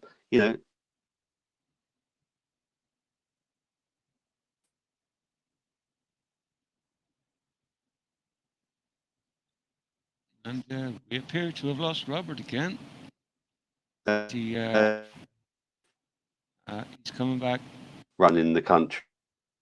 Personally, crypto and stuff. You were just breaking up there a little bit at the end, Robert. So the last couple of sentences broke up a little bit. Maybe you just want to repeat that if that's all right. Okay, yeah. I mean, I was just saying that whatever you can do in your own personal situation, it'll be different to you, Jimmy. It'll be different to me, and just be aware of it. Don't allow it to be to bring you down, and just be aware that it's going to happen, and there's nothing a lot we can do about it. We need to look towards maybe decentralized governments, not centralized governments that are in it for themselves and their mates. And maybe how it used to be, Jimmy, years ago, when it was local town councils that made up their rules and etc. And people that live in their villages and people that live in their towns, they know how those places run, not big governments. Yeah, I would be in favor of a decentralization. Like, I mean, like, we're seeing the effect of centralization, like, happening in real time, like what's going on in Europe, and what a disaster it is. Like, and I'm not, I'm not really anti-Europe. I want to have some good relations with my European brothers and sisters. I have some lovely European friends. And I want them to be able to come and go freely. But we don't need these big, huge, overbloated bureaucratic structures being dictated by the bigger blocks, which is basically what's happening. So you've got like France, and you've got Germany, the big bullies, the big. They refer to us here in Ireland as the pigs. They refer to people in Greece as the pigs, but in reality, the real pigs are the French and the Germans, because they're the ones that are sort of like dictating what everybody else has to do, and it all has to be for their benefit, So I am gone right off this Central European uh, centralized system. It's like it's broken. It can't work. It'll never work, and they're trying to impose this sort of like crazy ideology on sovereign states who have their own unique histories, to have their own unique cultures, and some states like Hungary and Poland, they're trying to preserve a little bit of their sovereignty and their culture, like without it being eroded away with crazy European policies on immigration and LGBTQ plus all that chat. It's rubbish, man. Absolutely nonsense.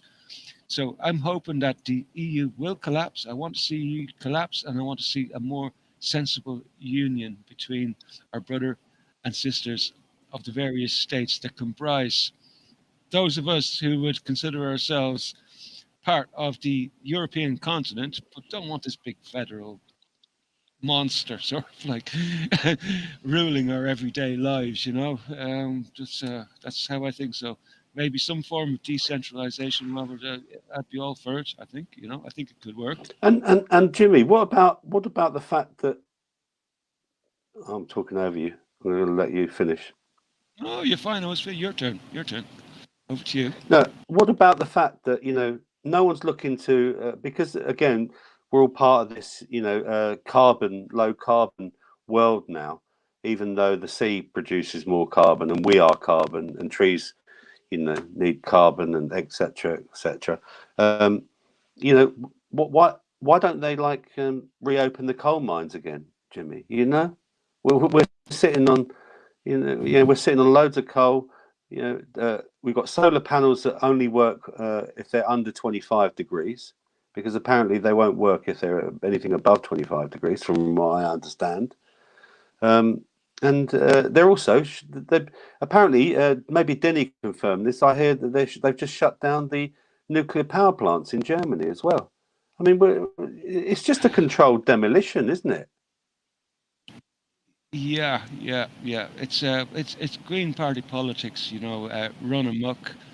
And I'll tell you what, I do actually have an interesting story, and I can probably sort of interject that here now, to sort of like to contrast what you're talking about there now. So basically, what's been happening here in Ireland, like we have Varadkar backs LNG energy, putting him at odds with Ryan. So now Leo Varadkar is our bumbuster, sort of like Taoiseach, who would be sort of like deputy prime minister, Bumbuster.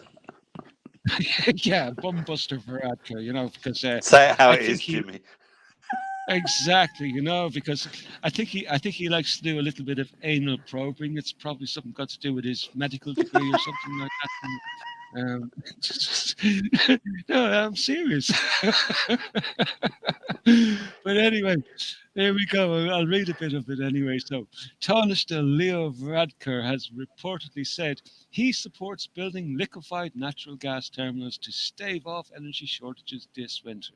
Well, I'll tell you what, he was told to do that like about 20 years ago, and it still hasn't been done. So, what's the point starting now? It'll probably be 10 years before they're ready. But anyway, I digress. Varadkar said that while he would ultimately like to see Ireland do away with gas long term, that development was still 20 to 25 years away. And if you think ahead 20 to 25 years, well, hopefully not be using natural gas at all, he reportedly said. We'll be using renewable energy, including hydrogen. Renewable electricity is great, but it can only go so far, even when the batteries are great. You know, here we're seeing a little more backpedaling. It's not just the coof they're backpedaling on, right? So you can turn renewable energy into hydrogen gas, which is the green gas, right? Now, I take great umbrage at this, like green gas. Like I had to do a little search on this. I says, Google, what color is hydrogen? Hydrogen is a colorless gas. It's not green. It's like, but anyway, this is how these articles are written. So, because you know what they're freaking hitting at, like, but you know, it's just terrible writing. You know, green gas will replace natural gas in time, but that's 20 to 25 years away. So basically, that's I'm gonna stop there because I don't want to get too far into bullshit, like, you know. But basically, what's been happening in Germany is the very, very same thing. They're reopening their coal mines. Now, Germany have the dirtiest coal mines. They really have a filthy type of coal. It's probably the dirtiest type of coal in the world, nearly. So they're reopening their coal mines. Now, we have Is here in that Ireland, right? like, Because I heard that oh, France were doing that. absolutely, they're all doing that. And do you see that little? Picture there to the left of my picture? It's from Charlie Hebdo. Yeah. It's an interesting little screen. It depicts Macron. He's gathering firewood and bringing it back to the Elysee Palace, right? And it's quite an interesting. You know, just Charlie Hebdo there, having a bit of a having a bit of a muck around with with Emmanuel Macron and his crazy policies. Um, so yeah, we're seeing this great big, we're seeing a big sort of like reverse on all this coof, but now the climate change is reversing also. So we're getting the truth out of them at last. Okay, right. So we got Varadkar sort of like he's spoon feeding you a little bit. That's it, like, okay, well then maybe we're going to have to push all these sort of like climate change policies back 25 or 30 years. You know, it's going to be, you know, they're slowly telling the people that, look, you know, it's there's these technologies we've got, like the wind, the solar, they're great, but the batteries aren't right, you know, and they're slowly trying to dig themselves back out of this corner that they've dug themselves into for so long. And there's a change happening. I can't put my finger on it, Robert. There's some sort of a change happening, and I don't know whether it's good or bad. I like to think there's a good, positive change happening with all these reversals, you know. Do you think they're going to open the minds here, Jimmy? Again? Absolutely, no choice now, because what they're going to do, become a backwater.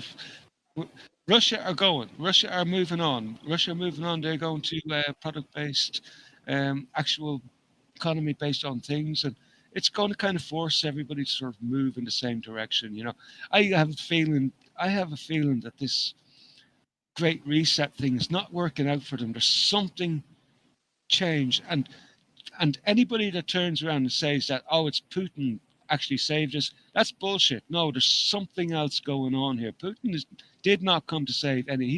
Putin doesn't care about any of us. He only cares about his own people. So there's something different, man. Something's changed, and I think we're going to be finding out more about it over the coming year or two. You know, slowly, drip, drip, drip. You know.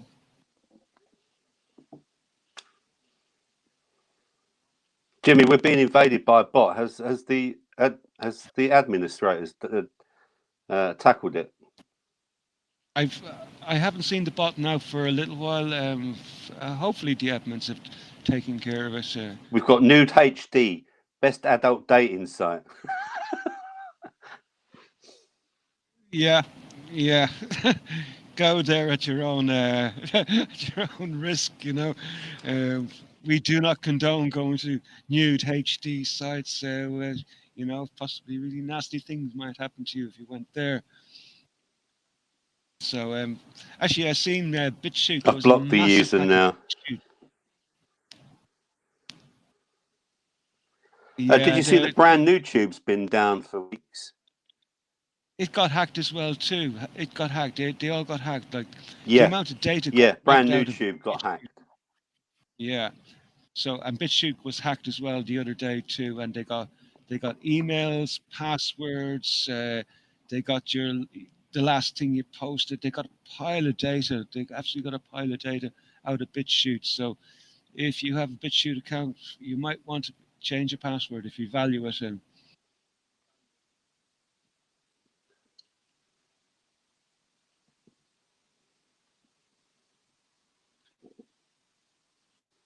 yeah, it's terrible. All this like just go. These intrusions by these scams and these bots, like it's kind of annoying, really.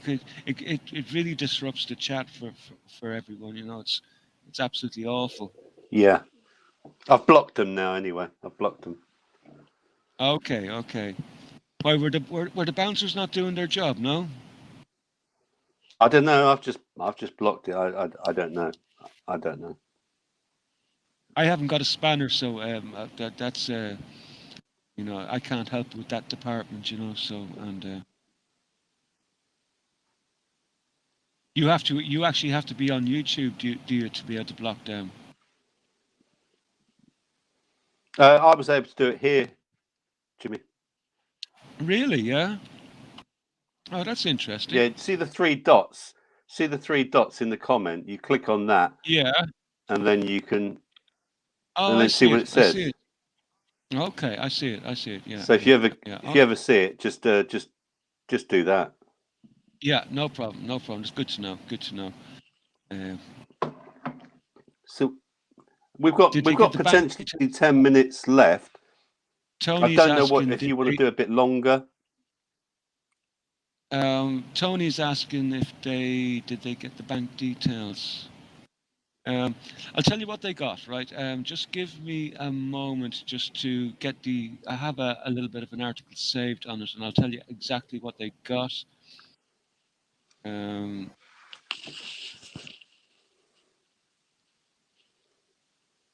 Yeah, well, I don't mind going on just a little bit if you want to. Do you want to go longer, do you?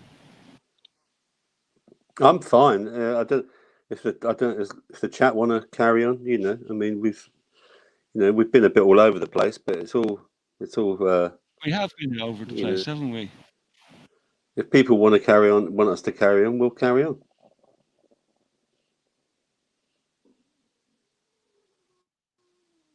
Oh, don't know. I thought I had it. I thought I had something on the BitChute hack saved. But... Oh yeah, I do. Brilliant. So I'll just get it up on screen here. I think Regina, just whilst you're doing that, Regina, is it Lamb? Is it, or I am Regina? I am, or Regina Lamb? Sorry, I don't know. I need your voice in this, all, Jace. I don't know, Regina, if you know that Jason's not on the show tonight, and even if we post something in the comments, it's not Jason, it's either me or Jimmy. So, but hopefully Jason will be back Tuesday. If not, you'll be stuck with us again. Yeah. So this is actually quite big here. So we've got the highlights of what we know, what the data that was taken. So the hacker known as Purin is selling the personal data, including passwords, of close to 3 million BitChute users. Affected data includes Wow. usernames, full names, passwords, email addresses, websites, channel descriptions, registration, even latest IP addresses. That's very dangerous. So whoever this is, they don't know how he got it or anything like that. But that's basically the fact that he even got IP addresses is quite worrying. Because for anybody who doesn't know, if they have your IP address, they have a direct line to your computer.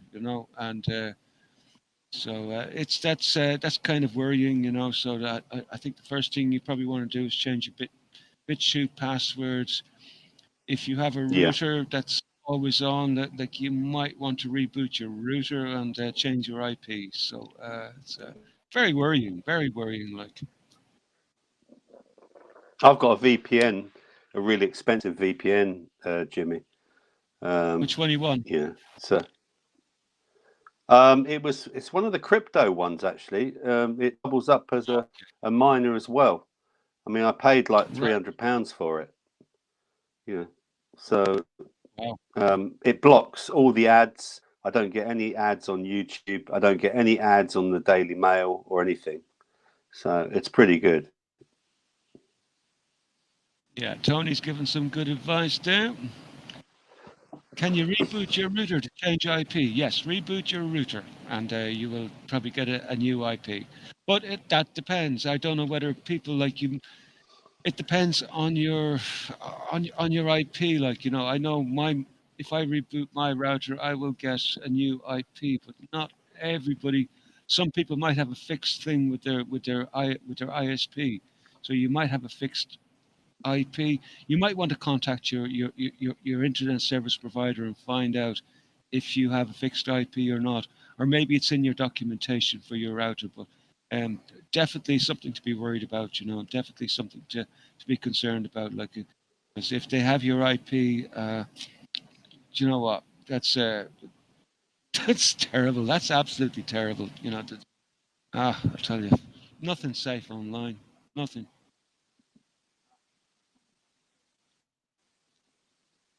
But yeah, you're right, doesn't it? Because I mine crypto, and what your IP does, it changes it, because when it wants to send signals back and receive signals, and I had to set up a special code in it to override that for that particular mining thing, because I mine HNT, and So most people's new routers now.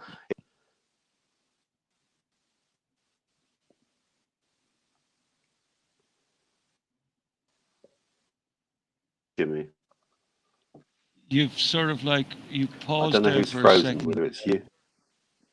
No, it's you, Robert. I didn't know. I know. I looked.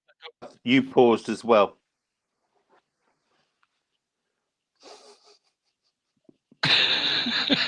I can do the same trick, Robert. So I'm a devil. I'm a devil. Oh no, I do like a laugh though from time to time. You know, I do. I like to take the mick. You know, it's an Irish thing. You know.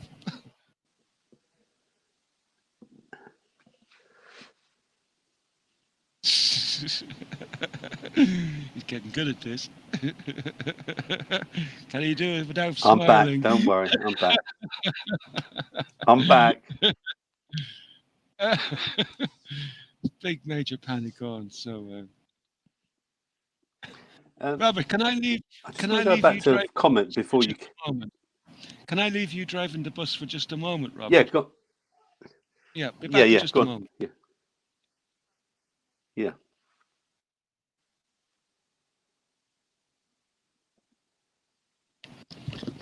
You're still there. You.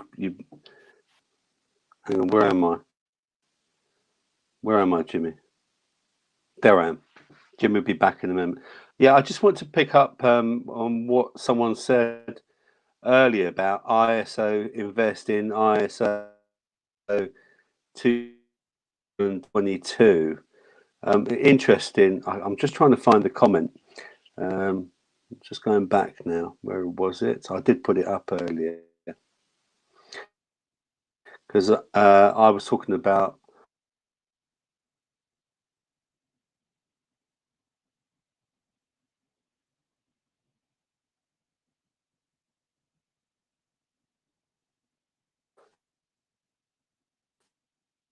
cryptocurrency, investing crypto. I hope you can. All these companies at the moment, these big companies that are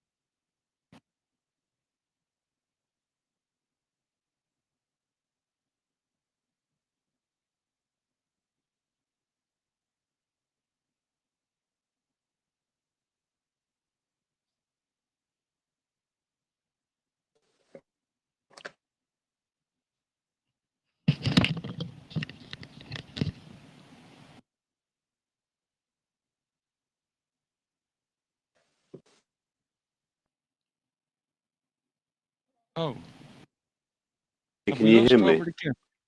Oh my God, did you drop off again, Robert? Yeah. Conscientious acceptor, objector. Do not Jesus. adjust your set. Okay, I can see myself now. Can you hear me now? Yeah, yeah. Did something happen? I can't hear you, man. Are you muted, Jimmy? Or is it No, me? shouldn't be. I think my audio is all right. Not just your set. Yeah, and the Joker is on too. The two Ronnies. But now is it now would be an appropriate time to Well, it's put on that entertaining, new? Wigan, isn't it? Can you hear me? Yeah, Can you just hear fine, me? mate. Just I fine. can't hear you, Jimmy.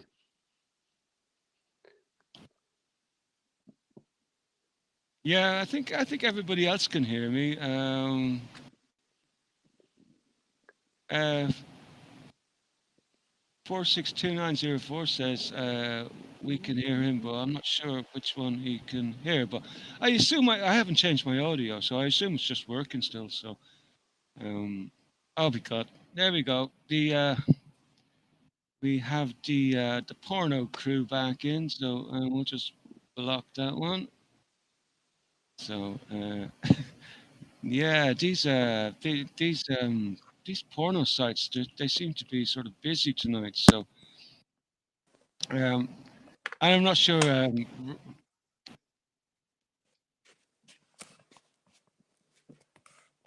Jimmy, talk to Yeah, me. Kitty. I'm talking away here, Robert. So I can hear you now. I can hear you now. okay. What was wrong? What was wrong? Can you hear? Do I sound all right? You sound sexy man. Really.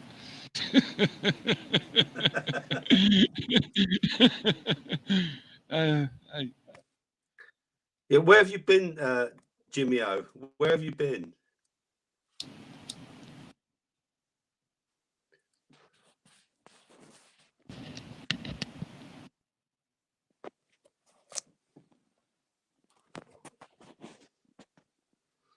Where do you want to go now, then, Jimmy? well, I'm not sure. I'm just after getting back. So, like, I mean, like, we're over time now anyway. Like, but let's see. If there's anything else that's.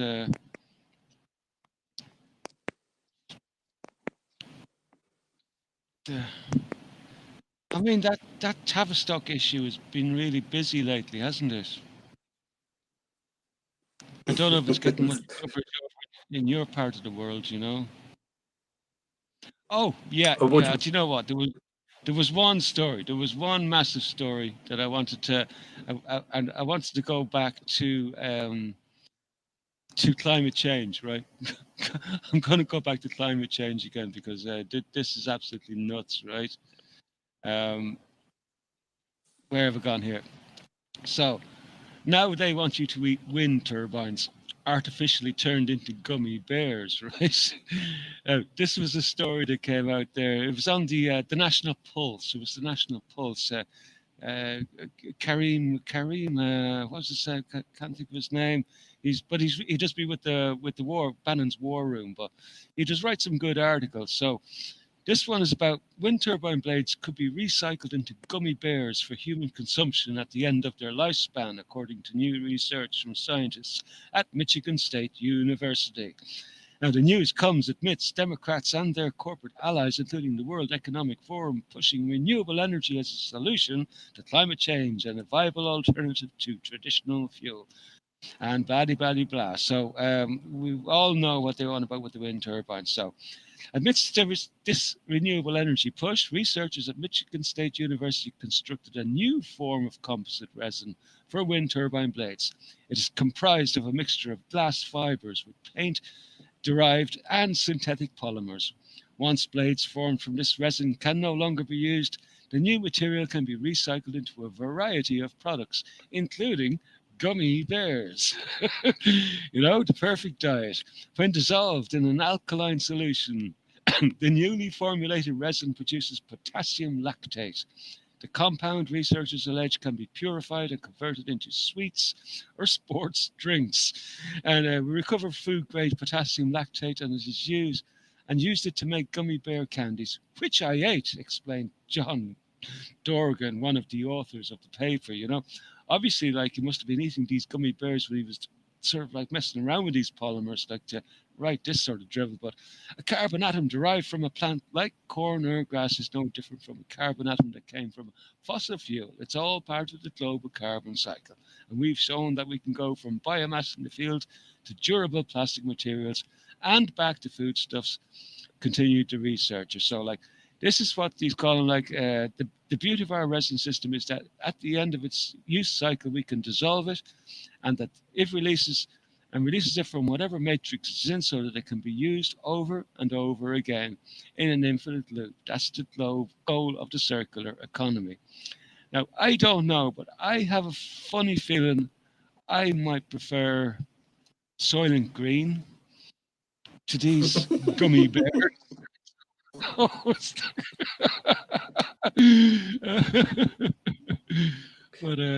But does that sound yummy to you, Robert? Maybe it is the new Soylent Green, because the film Soylent Green was based in 2022, wasn't it? I think so. Yeah, I think so. Yeah. Yeah, it could be. But yeah, that's just some of the madness that I do come across on my travels sometimes, and I have to say, like, I would have thought it was like a satire article from the Babylon Bee, but like, I know this Kassim guy, and he's a good writer. He's a good political analyst. You know, he lives out in America now, and I kind of like a trustable. So I do like, you know, a trustable. So a bit conservative leaning, a bit far right wing, far right, you know. But look, you know, 6 of one, half a dozen of the other, you know. But gummy bears, recycled wind turbine blades. I don't know, man. Just doesn't sound that. Tony needs a guarantee that was a spoof story. No, that was actually on the National Pulse. You know, that said, no, there's no that. These are what these crazy people have in store for us. You know, they'll be recycling everything, and we'll be eating like we're already eating plastic in a sense. Like, look at those cheese slices. Like, that's not cheese. There's no way that's cheese, Robert. I saw a video of that this week. Did you? No. Someone held a cheese slice up over a naked flame on a gas cooker. He wouldn't do anything. Yeah, I'm not surprised. I'm not surprised at all. You know, it just wouldn't do anything. It's so processed. It wouldn't even melt. No, it's terrible stuff. That sliced cheese, you know, it's awful stuff. Like, it's real. Oh, I don't know. I don't go near it. In fact, I'm very careful about the cheeses I go near, especially those highly processed ones, because there's just something not right about them. You know. I agree. Can I just remind everyone I'm back doing my 4th show on Wednesday, Jimmy? Oh, cool. My health show on Wednesday. It's there at the bottom of your screens, ladies and gentlemen. And if you have enjoyed the show tonight, as atrocious as it's been, like, share, and subscribe. Ding! Steve, Jimmy, your man, has said it. There we go. Oh yeah, you know, we need one of those little things that goes like, share. At the, you know, they have them all. They all have them, like, you know, they've got the little thumbs up, like, yeah, ding. And pointed down to the subscribe. You know, it's good for the environment. You know, it's good for the carbon cycle. So don't forget to like, share, and subscribe. Save the planet. Yeah, and I can tempt you all with a new. I'm going to play another one of my piano tunes at the beginning, just to really get on your nerves. I know a song that will get on your nerves. I've been writing a new tune this last few days, Jimmy, as well. Oh wow, excellent. Well, I just make it up in my head. I don't know about writing because I can't read music. Yeah, well, apparently I've heard it's not that difficult to learn, you know. I don't know. I think it depends. You know, if you're a bit dyslexic and stuff like that, you know, I think I've got a little bit of dyslexia. You know, I think so. But no, I always struggled in school. Always struggled in school. But you know, I think eventually you find your skills somewhere else, don't you? Yeah. Hosting on Raconteurs News. Not in broadcasting. Yes, you found your niche now, you know. It's just like, this is where you were meant to be. You know? There you go, look. The new Les Dawson.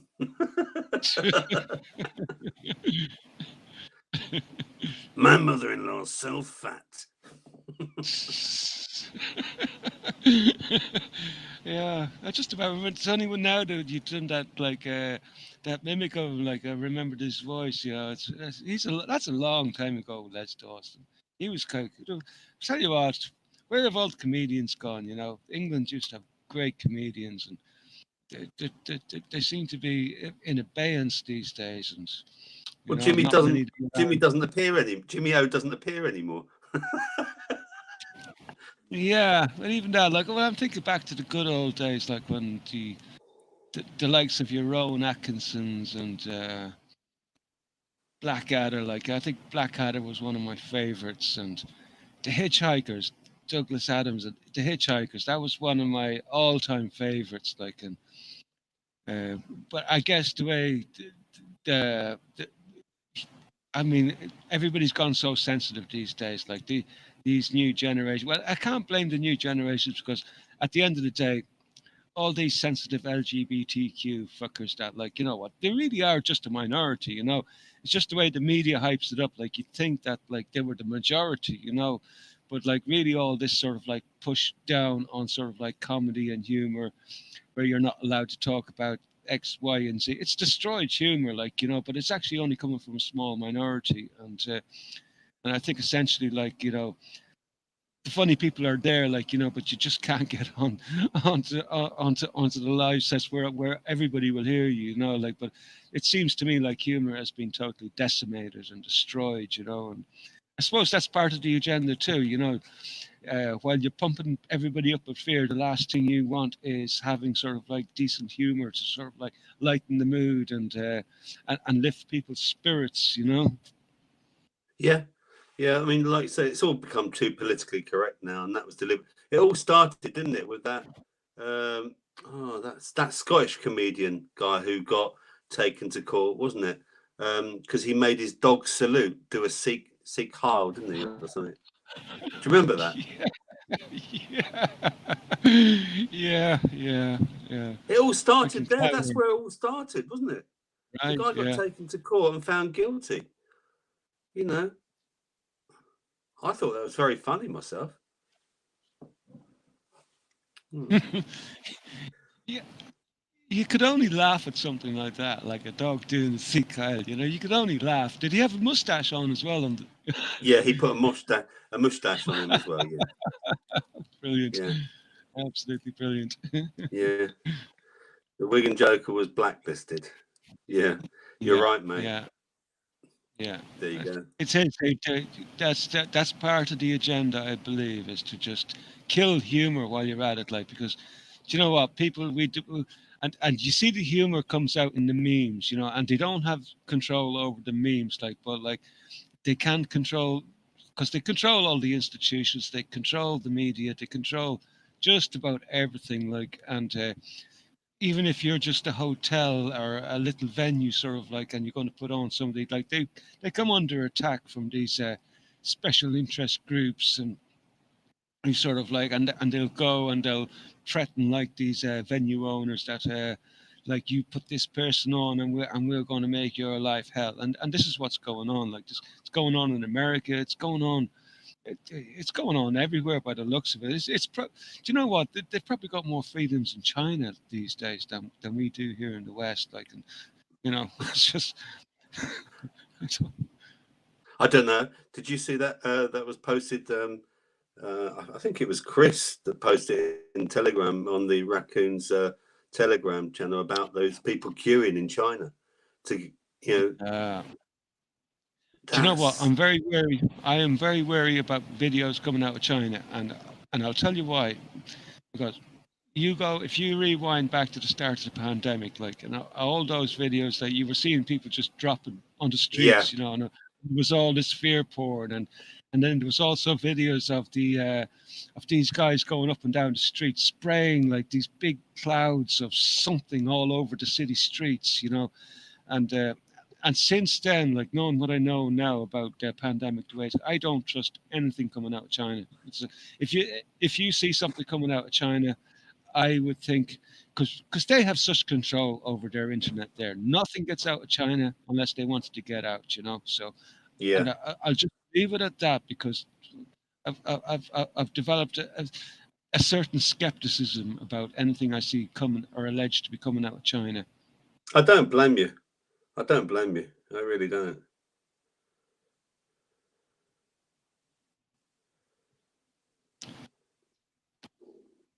We didn't open the lines up. Do you want to open the lines up, Robert?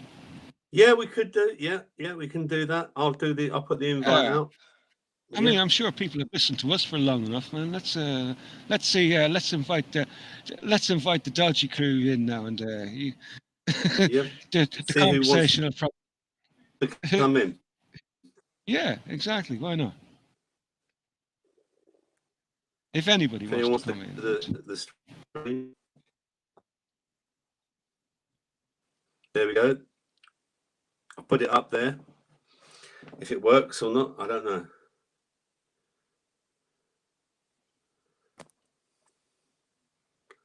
Yeah, we'll probably do a few more minutes anyway. We'll finish at the usual time maybe. And what I want to know is what's happened to Taylor tonight, Jimmy? You know. Well, isn't Friday evening usually? Doesn't he spend his evenings with his grandmother on Friday? Yeah, I think you could be right actually. Yeah, but sometimes he's on, isn't he? Yeah, the odd time, yeah. But I think generally Friday is his grandma time, so I wouldn't be surprised if he's spending a bit of time with her herself. Mm. So what have you got in store for us next Wednesday? Oh yeah. Well, just before that, Jimmy O, the Wigan joke is just where's Jason? Basically, yeah, he's just not able to make it at the moment, Jimmy. So he's perfectly all right, but he's just asked his two stand-ins to make a mess of things instead of him for a change. Yeah, I think it's fair to say that he's got some personal things to take care of, but he's perfectly all right. That's all it is. That's all we need to say, and that's all we know, isn't it? That's all we know. So that's all I know, and yeah, that's all we need to know. That's all we need to he's know. Probably thinking, I'll tell you what, maybe privately thinking, let's let these two clowns on. Let's see if we're going to make a muck of it. Yeah, I've done a good job, I think. Oh yeah, you were class. Brilliant. I've really messed up tonight. I know I need to be on my computer because it works better, doesn't it? Well, see, I don't have much experience with phones. My phone is something that just sits there in the corner, unseen, unheard most of the time, and it holds a charge for about 5 minutes. I wouldn't do anything on my phone, and I'm happy with it that way. If I can put it into super saver mode, and that sort of disables all its functionality. So the only thing I can get are calls and text messages, and that's all I want my phone to do. Because I remember when I got my first smartphone there, just recent. I'm only a newcomer to smartphones, and it was just pinging all the time. It was like ping, ping, ping, and it was driving me up the walls. Was it? Absolutely. Absolutely. There's, I don't want my phone to say F all. I just wanted to shut up. And if there's a call, just let me know there's a call. I don't need to know that there's a news message from Leo Varadkar going visiting Justin Trudeau to give him a pair of pink socks and shag him up the arse. I don't care about that fucking shit. Just let me know if there's a call or a message. That's all I want to know. None of your bullshit. I can go look up the news on my computer later on, where I can read it easier, and I don't have to struggle with my big dodgy fingers trying to find out which letter is my big index finger pointing now. Is that a W or is that an E? And I always miss. I can't type on these touch screens. I'm a clod. Well, so far, Jimmy, no one's decided to join us. Not even That's great, Vinny. So yeah. Do you want to call it a day? Do you want to call it, and then we'll just do a bit of after show stuff? Yeah, that's perfect with me. Like, we have gone long enough, it's 2 hours and 19 minutes. It's long enough, and let's see. So next Tuesday, we don't know what's happening next Tuesday, but for sure I'll be here on Tuesday anyway.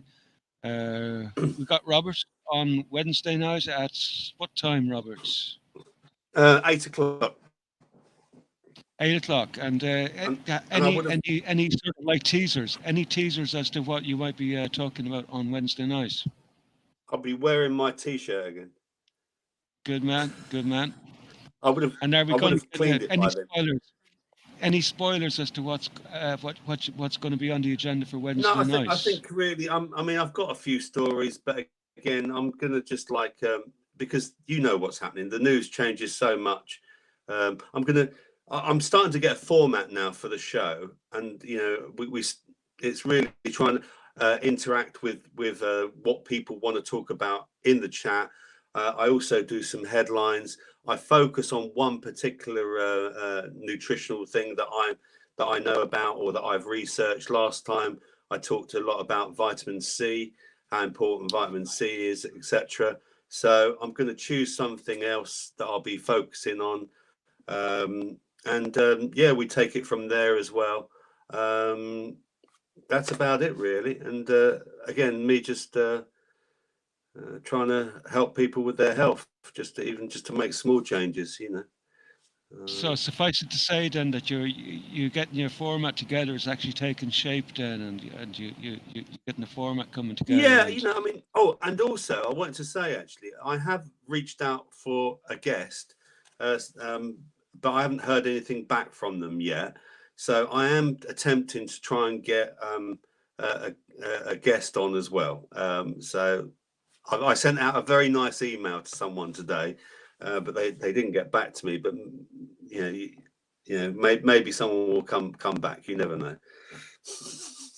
Now, Kitty. Now, Kitty. Make sure you wash your top, otherwise it gets smelly.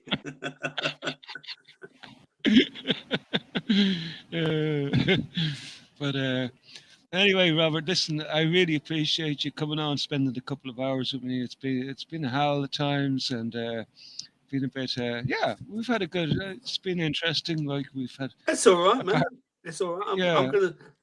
I'm gonna stay here. We're gonna end this broadcast now, and anyone who wants to join us in the after show and just talk a bit more crap with us for however long, then please join us. And again, please join us again on Tuesday. Jason may be back. He may not be back. Who knows? If not, Jimmy will definitely be here, and I might even just be manning the chat again for Jimmy and take it from there, really. Okay then, Robert. Who's going to press the big orange button that says "Get the fuck out of here"? I think you should, Jimmy. I want to leave the honor to you. I'll leave the honor to you. This is teamwork at its finest. Thanks, chat. Thanks for showing up for the couple of hours. Appreciate it. Thanks everyone for joining us. Sorry about all the technical difficulties, and we'll see you again on Tuesday. And again, please just like the show if you like the show, and if not, then don't. Okay, guys, like it. Did I say guys? Yeah, you said guys. Guys. Now then, guys and gals, if you like the show, please click the like button. Thank you. Goodbye.